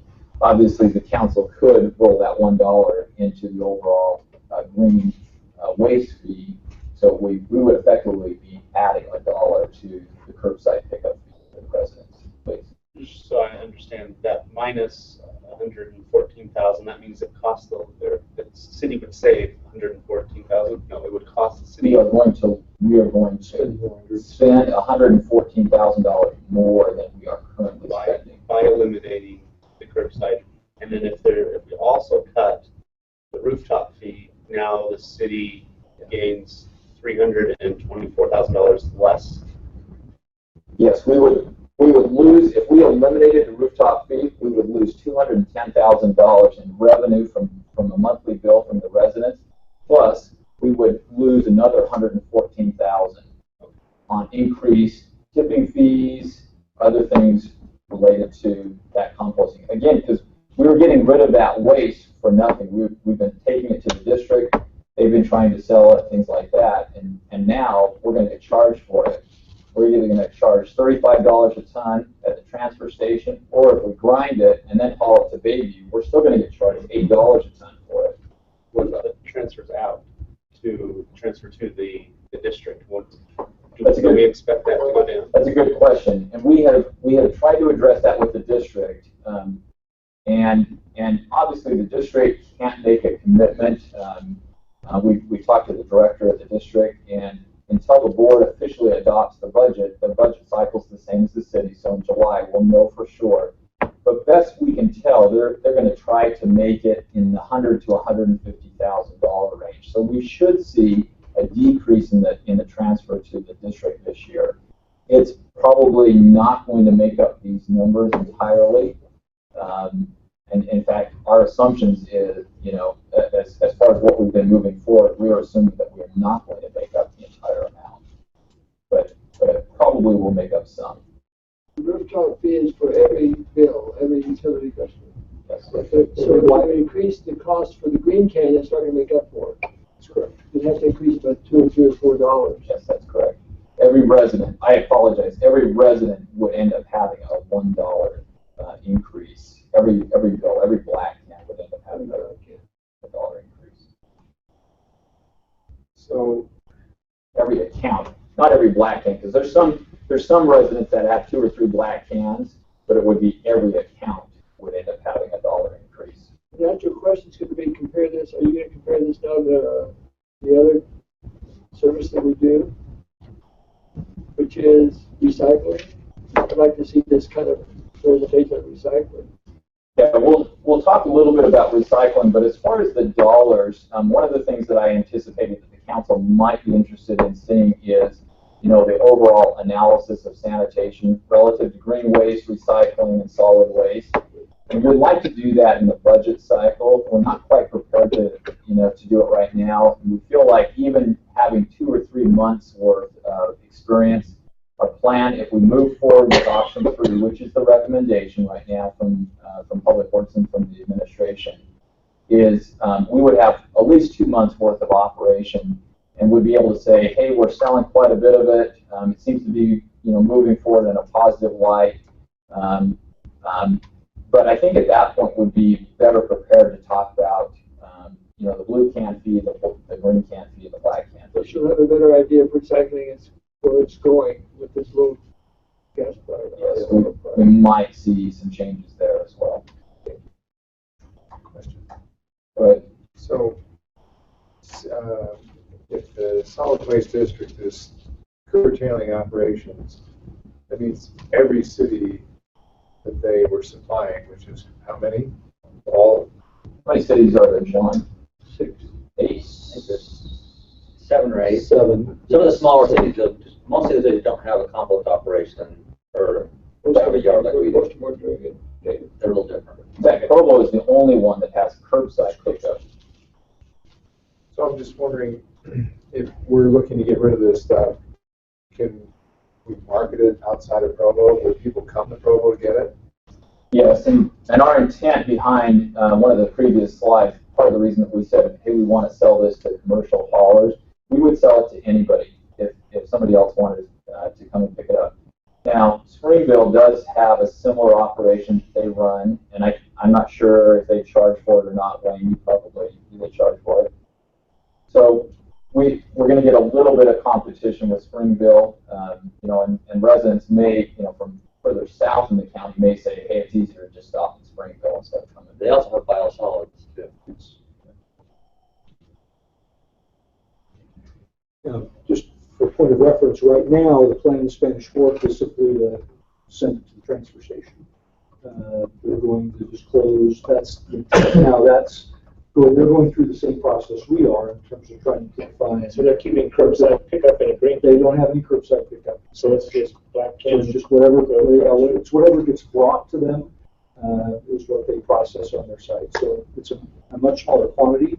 But again, right now what they're just telling people is take it to the transfer station and we'll be hauled to the landfill.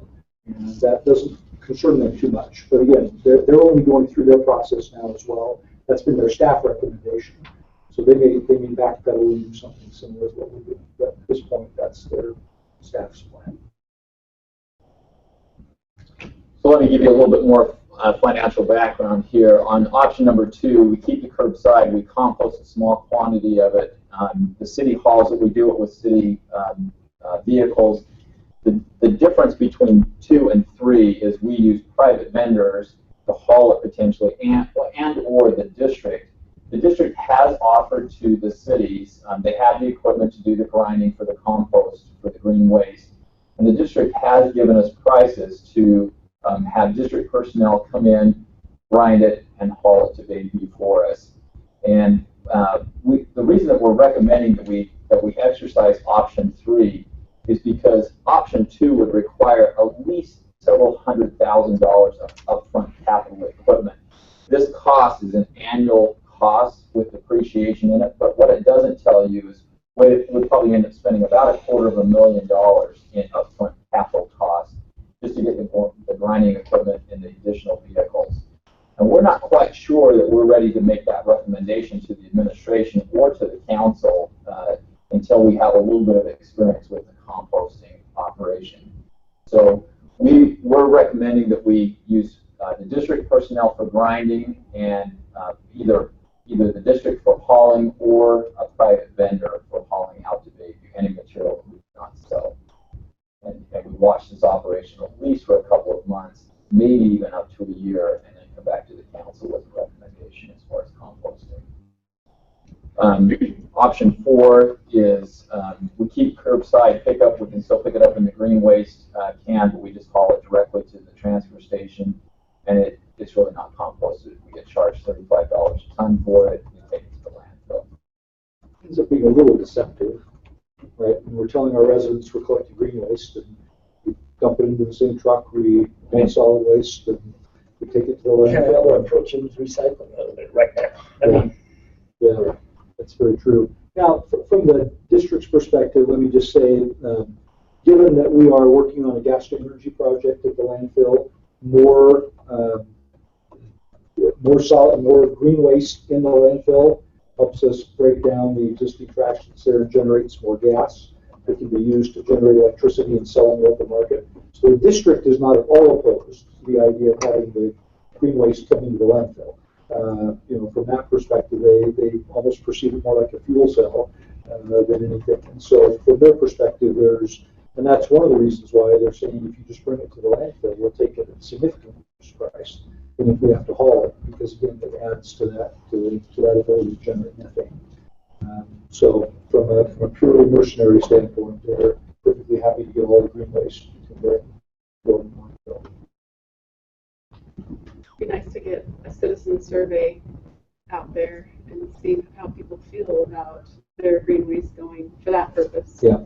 Or their green waste, how is it really that important to them to have that recycled or composted, and how often would they buy compost, and or would they be willing to pay $1 or more on their green can, or ask some of these questions, right? Or would they be willing to pay the same, but knowing that the $1 that was going to composting is not going to composting? I mean, those kinds of questions would be nice to kind of put out to the citizens and see what they thought. One of the other things that I kind of like about this concept of not accepting contractor green waste is the contractor green waste tends to be larger, harder to chip, get stumps that are the size of the hole in the table here, which just have to basically be cut up and hauled to landfill because they are too large to go through a chipping process. The nice thing about putting it in the green cans is that it's already reduced in volume for us.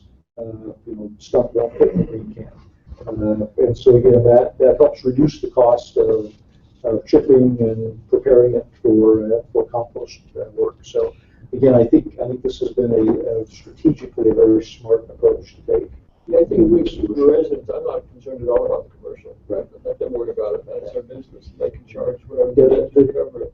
One of the fears we have, candidly, is that we're going to see a whole lot of stumps and branches left on Cooney Road, Industrial Parkway, and any place that's not heavily populated. We're going to start seeing stuff show up on the side of the road, which means that Rice may have to deal with it, but the streets department may well have to come deal with it. It's blocking the street or something. We just don't know where it came from. Kind of like not doing the annual spring fall cleanups. Resulted mattresses finding themselves all over town. And so again, in some ways, it's avoidance of a bigger problem. So, but again, I think this has been a very well reasoned approach, and I'm not sure what other options we would have. We did explore the idea of just saying, okay, district, what will it take for me to continue this process in every case the numbers were larger than this? So again, we still think this is a reasonable and rational approach to doing that. I can tell you the district was losing over $1 million a year on composting. It was just at the point where we either had to significantly increase tipping fees, subsidize it, or significantly increase the cost of running the yards, or potentially eliminating both yards and having everything hauled to Bayview. And again, if that were the case, we reduce costs, it would still reduce volume, but it would get about the same volume. So the composting how will it be available to citizens then? So we'll grind it, again, using the district equipment. They've been willing to come and do that at a fee.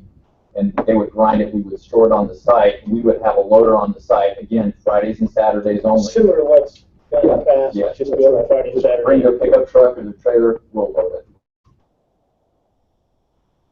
it.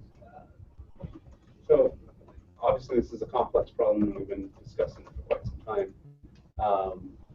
One thing I still have never been able to wrap my head around is we've got the state-of-the-art dump, and it's triple lines, rubber, all of this stuff, and very expensive to put in, very responsibly and whatnot, and it costs $35 a ton for tipping of solid waste.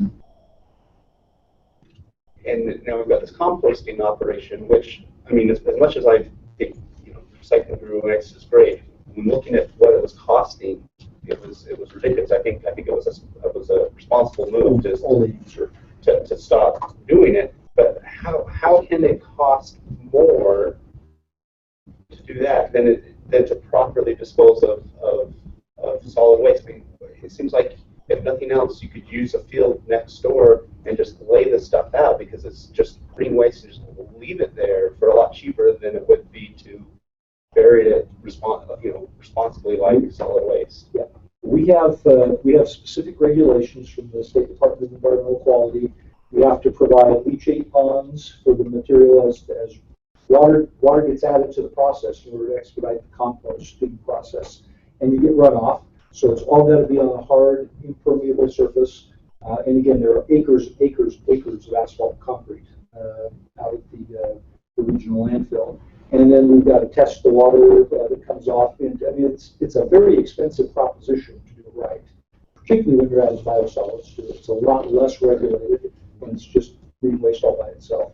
And that's really what creates the additional cost, plus the transportation cost of getting out and hauling it back. Right now, if we haul green waste or haul solid waste, we only haul it one direction. Right. So, did the district ever consider, it's when we talk about, well, it just goes to transportation, it goes into the dump. It seems like that's a fairly expensive way to do it because it's triple lined and all this stuff. So did the district ever consider, okay, we'll compost what we think is cheap, but anything excess, instead of actually putting it in the landfill, just, again, it's just tree branches and grass clippings, just leaving it out, doing the unregulated, not mixing with biosolids, just the unregulated, just leaving it out there for hopefully a lot less than $35 a ton. They actually, you go out there and they have so much of it, they have it sold. I think they said 5 years worth. What they have sitting there, they could sell for the next 5 years without making anything more. And they actually have started to use it for topsoil and stuff like that because they have so much stockpile of it. You have to remember it's $10 a ton to take it out there and $10 a ton to take it back. If we're only selling it for $25 a yard, that's $20 right there just in transportation costs. That doesn't include the chipping, the grinding, the mixing it, and all that. Again, if they had not, the feeling is if they had not had to haul it 2 different times, it probably would have been okay on it. But I think that's the significant challenge where our landfill's an extended distance from most of the cities. And if you want to mix it with biosolids, you've got to have it a certain distance away from residents, all the regulations that go along with it. And I just don't think that they wanted to face that challenge. So, $35 a ton. How does that factor in if eventually we're going to need a new facility when it fills up? And we've got over 100-year life. 100-year life. Or do you? Yeah. We're not nervous about the landfill. And again, every year we see reductions in the industry. So packaging is less intensive, and so again, we're per capita waste going into the landfill has been dropping every year for the last 10 years, just in terms of the amount. And we're diverting through recycling and green waste, diverting out of the waste stream. So what we're putting into the landfill per capita every year continues to reduce, and so that continues to increase the useful life of the landfill. We've got well over 100 years of useful life.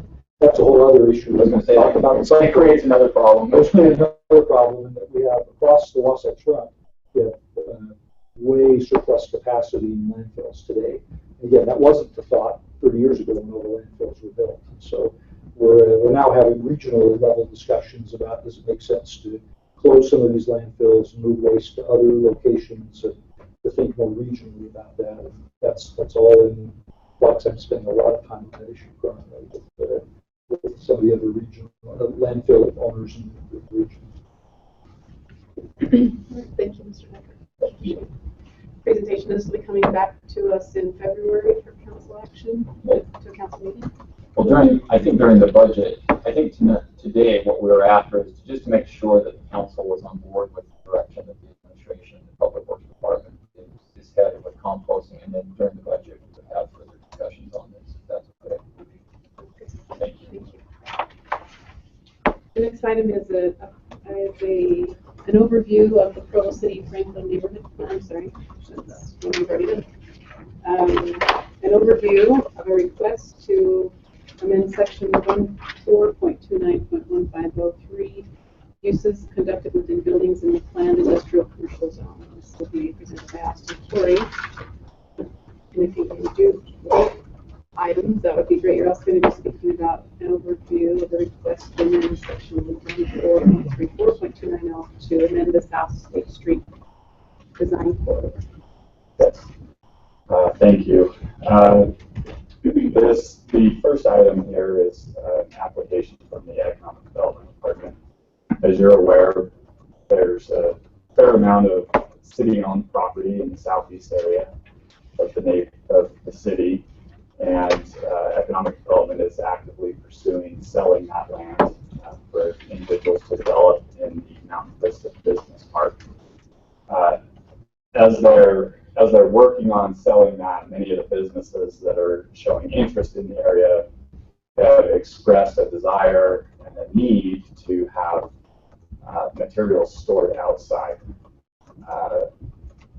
One in particular that you saw come through recently was the Western Waterworks property, where they manufacture pipes and things like that. Once they're done manufacturing them, they need a place to store them, and they don't necessarily need them covered when they're storing them outside. So that primarily drove the ordinance amendment request that you see now, is that desire to accommodate those businesses and facilitate the economic development efforts down in that area. The reason why that seems weird is the PIC zone, which is what it's currently zoned right now, prohibits any kind of outside storage of materials. The code specifically states right now that all uses have to be, any use that's permitted use listed under that zone has to be performed inside of a building. So the proposed amendment that you see before you does two things, really three things actually, but the two main items that it amends is it adds this allowance to store things outdoors, but it also adds a condition that if you're storing things outdoors, there's some bolstered landscape standards that you have to meet, primarily some buffering around the perimeter and things like that to try and help screen that, to help meet the goals and objectives that are stated in the PIC zone. The third thing that the amendment does is it specifically states that this is only for the Mountain Vista Business Park. We actually have 4 large areas that are zoned PIC in the city. One's out by the airport, the other 2 are in the East Bay, north of 1860 and south of 1860, so the East Bay area. In talking with primarily the stakeholders that are vested in those other areas, they specifically asked to not be included in this because they wanted to continue prohibiting outside storage. So that's why the amendment that's before you is limited just to this Mountain Vista. And you'll notice that there's a specific description at the end of the ordinance. I don't know if you want to pull that. It's a different PDF. But the very last paragraph of the ordinance is basically not a legal description, but it's basically identifying what the Mountain Vista Business Park is. The reason I mention that is specifically, many of you are probably aware of that little niche of residential housing that's kind of nestled into that PIC zone right around there. And this ensures that it's pulled away and that there's a buffer distance so that that prohibition stays next to the residential areas. So with that, we can pull up the ordinance. Looks like these are all the Franklin ones.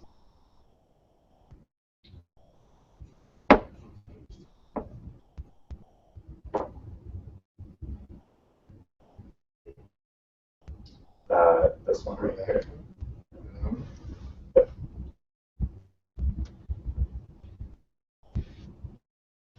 So you can see it's basically this paragraph B and paragraph C that are added. B is adding that allowance in there, and then those subparagraphs are those conditions, the bolstered conditions. For if you're going to have outside storage, this is how you need to do it. It needs to be screened site obscuring fence and landscaping. And then paragraph C is the description of the mountain vegetables. So, any specific questions you have? So you can modify this zone, or do we have a zone on the books that would allow for this and kind of the equivalent? It's very similar to an M1 zone. So problem with the M1 zone is the uses. You have a much broader range of uses in the M1 than you do in PIC. And we didn't want this to become a heavy industrial park. So we actually considered doing a specific Mountain Vista Business Center zone. And again, I think as we were trying to keep it as simple as we could and still accomplish what we needed to. So again, it's got a more restrictive use list of uses than the M1 zone, but it provides this outside storage. So that was the rationale. What is the landscape? Where is it? Sorry, the landscape buffer. What's the definition of landscape buffer? Is that a berm? Is that trees? Is that how do they decide what that landscape buffer looks like?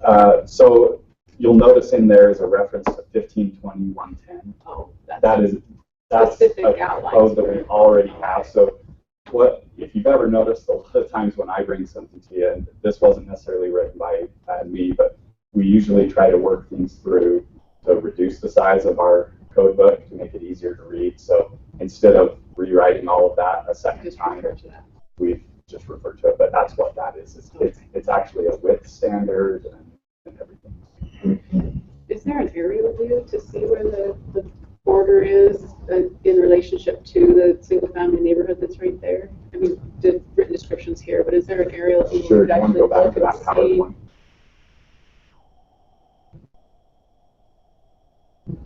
And then this slide 4. Yeah, I saw that one, but it's hard to. You're looking for Yeah. like an actual aerial, but I guess I can, if you're familiar with the area, the homes are this yellow section, and that cuts it off. It's about 300 feet or so from that border. So the IntelliServe property is right there, and then there's a pretty good sized parking lot. If you're familiar with the area, that's about the best I can pull up and give you this, unless you want to pull up and a little bit. Attachment 3 on the Planning Commission staff report. It's page 70, and that has a good map of that. I'm trying to see what page that is in our packet. In our packet, it's sorry. The app I'm using to look at this isn't telling me the page number. Page 80 or 81. Packet. It'd be the very last page on this. Keep going. Yeah, that one right there. So, benefit you get from this is you can only see the parcels that we're talking about there.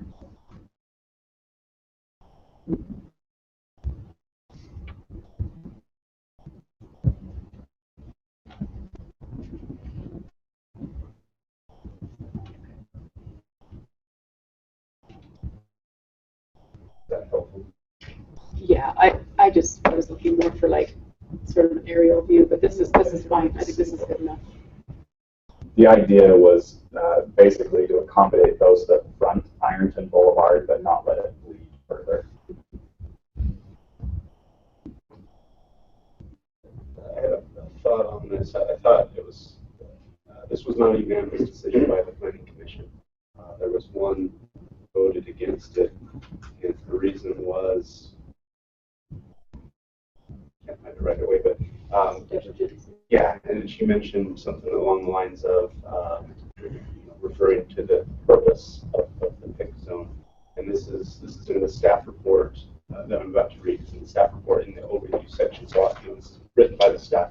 They're very aware of this, but I thought it was really interesting. It said the planned industrial commercial zone is intended to provide an exclusive environment for establishment of quality research laboratories, in parentheses, non-polluting light manufacturing uses, in parentheses, commercial uses, and professional office uses in a park-like setting. The zone is more restrictive than conventional manufacturing zone and ordered by buildings which have architectural excellence, grounds which have an abundance of landscaping and trees, and land uses which do not create air or noise pollution. So that's kind of the vision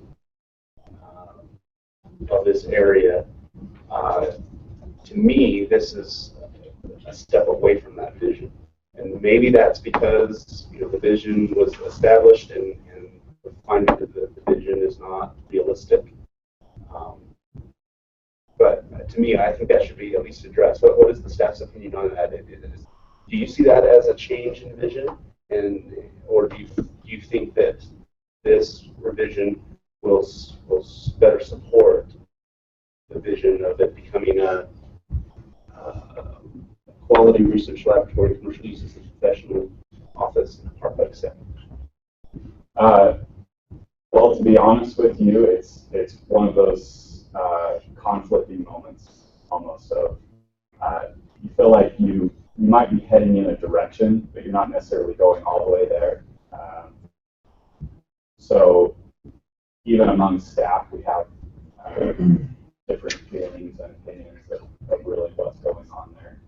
I don't know that this amendment necessarily gets us moving in the park-like setting direction, but it doesn't necessarily move us away either. The reason being that the main purpose was to try to accommodate these businesses that wanted the outside storage, right?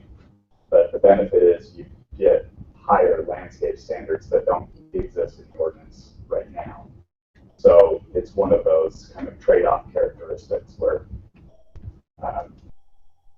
again, I guess the best way that I can say it is we don't necessarily feel like we're improving anything, but we don't feel like we're detracting from it either. So. And by we, I mean just through the planning recommendations that were written in the staff report. How much of the area is already developed or under contract or sold, and how much has yet to develop? And what does this do to the vision of what is coming? Will it increase the likelihood of more because of the nature of who's looking to come into the area? That's probably a better question for economic development as to what they've seen as far as percentages of people actually interested and wanting to do that outside storage. And the other question is, how many businesses are already there that might object? They have an opinion. The businesses that are there don't object. Most of that area, we have 5, I believe, active applications that are pursuing development there right now, and they're the first ones in the area. And none of them are offered any kind of objection. So they were asked. Yes. So thank you, Kieran, whoever provided the aerial. If you could just, Mr. Correa, if you could show where on this aerial where the Actually, the laser pointer doesn't work on this. You can back up just a hair. So basically, it cuts it off right along this line. So you've got kind of an open parking lot, and then the Wilson Audio building that's excluded from that, but that creates that buffer space. Okay, and then you have outside storage, which that's all indoor storage. It's not good. They're not going to have any outdoor.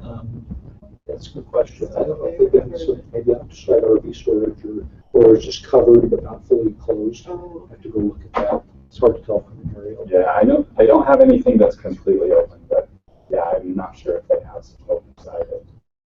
So that I'm getting at is the businesses closest to the road, closest to the neighborhood, probably wouldn't have that outdoor storage visible from the road or from the neighborhood. Is this something that we look at as an incentive to be able to get more people into our park, and then maybe we can come back and revisit it if we need to? I think that's a good way to look at it. It's an attempt to be responsive to the demand currently, but again, that could change over time. I think you will see some nice quality buildings going in there. Among those 5, there's some office and very light manufacturing, kind of Wilson Audio style, chain safe. And there's some manufacturing, but there's not there may already be a lot of outside storage of the raw material. But again, we do have, you mentioned the American Water Works and some of those that are coming in. It's just not practical to store pipe all indoors. So it's hard to move, and particularly in large sizes. Buildings just don't fit that very well. So again, I think we're trying to create an opportunity to have some good quality jobs created there without, again, and by bringing the additional landscaping requirements, the intent is to make it as innocuous as possible. Hasn't Tech had, that corner just said they've stored pipes there and those. So right, and again, you also have Pacific States cast iron pipe. Now it's in the county, it's not in the city limits, and so they've had outside storage for eons too. But then there's no manufacturing in the county, so there have been some. You need a motion to remove it? It's already scheduled on your agenda, so this is just a early briefing to see if you have any specific questions before we get to the public side. Which will be a public hearing scheduled, I think, next council meeting. If there are no other questions, let's move on to the next item. The next one's easy, and if you guys are tired. So this is primarily, actually more than primarily, it is solely a cleanup ordinance. There's some, it's just to offer some clarity about what is meant. So the South State Street Design Corridor specifically mentions building location, and when it mentions that, it says that you have to be within 10 feet or no more than 20 feet away, so it gives this setback distance. Then it mentions in there that that area, that space is solely dedicated to landscaping. When it's not used for a drive entry or something like that, it's required to be landscaped. But there was no definition of what that landscaping was. And so all that this ordinance is to add in a clarifying definition so that it's clear and can be expected what we'll receive. So then beyond that, the rest of the ordinance we just went through, fixed a spelling correction, and like I mentioned with this previous one, we went, there was an area that was verbatim repeated in another section of the ordinance, so we just struck that language and added the reference to that section. The benefit there is if that section ever got amended down the road and you didn't think about this verbatim response that's somewhere else, all of a sudden you have a conflict in your ordinance rather than just cleaning it up and having it all in one spot. So that's primarily all that this is, but if you have questions or concerns about that, I can certainly answer it. What is green roof technology? So green roof technology is anything that you can start to grow living plant material on a roof. So there's a multitude of different ways that you can do it. No other questions? Thank you, Mr. Gray. So any administrative updates? No? Thank you, Mr. Chapter. So we are scheduled for closed session.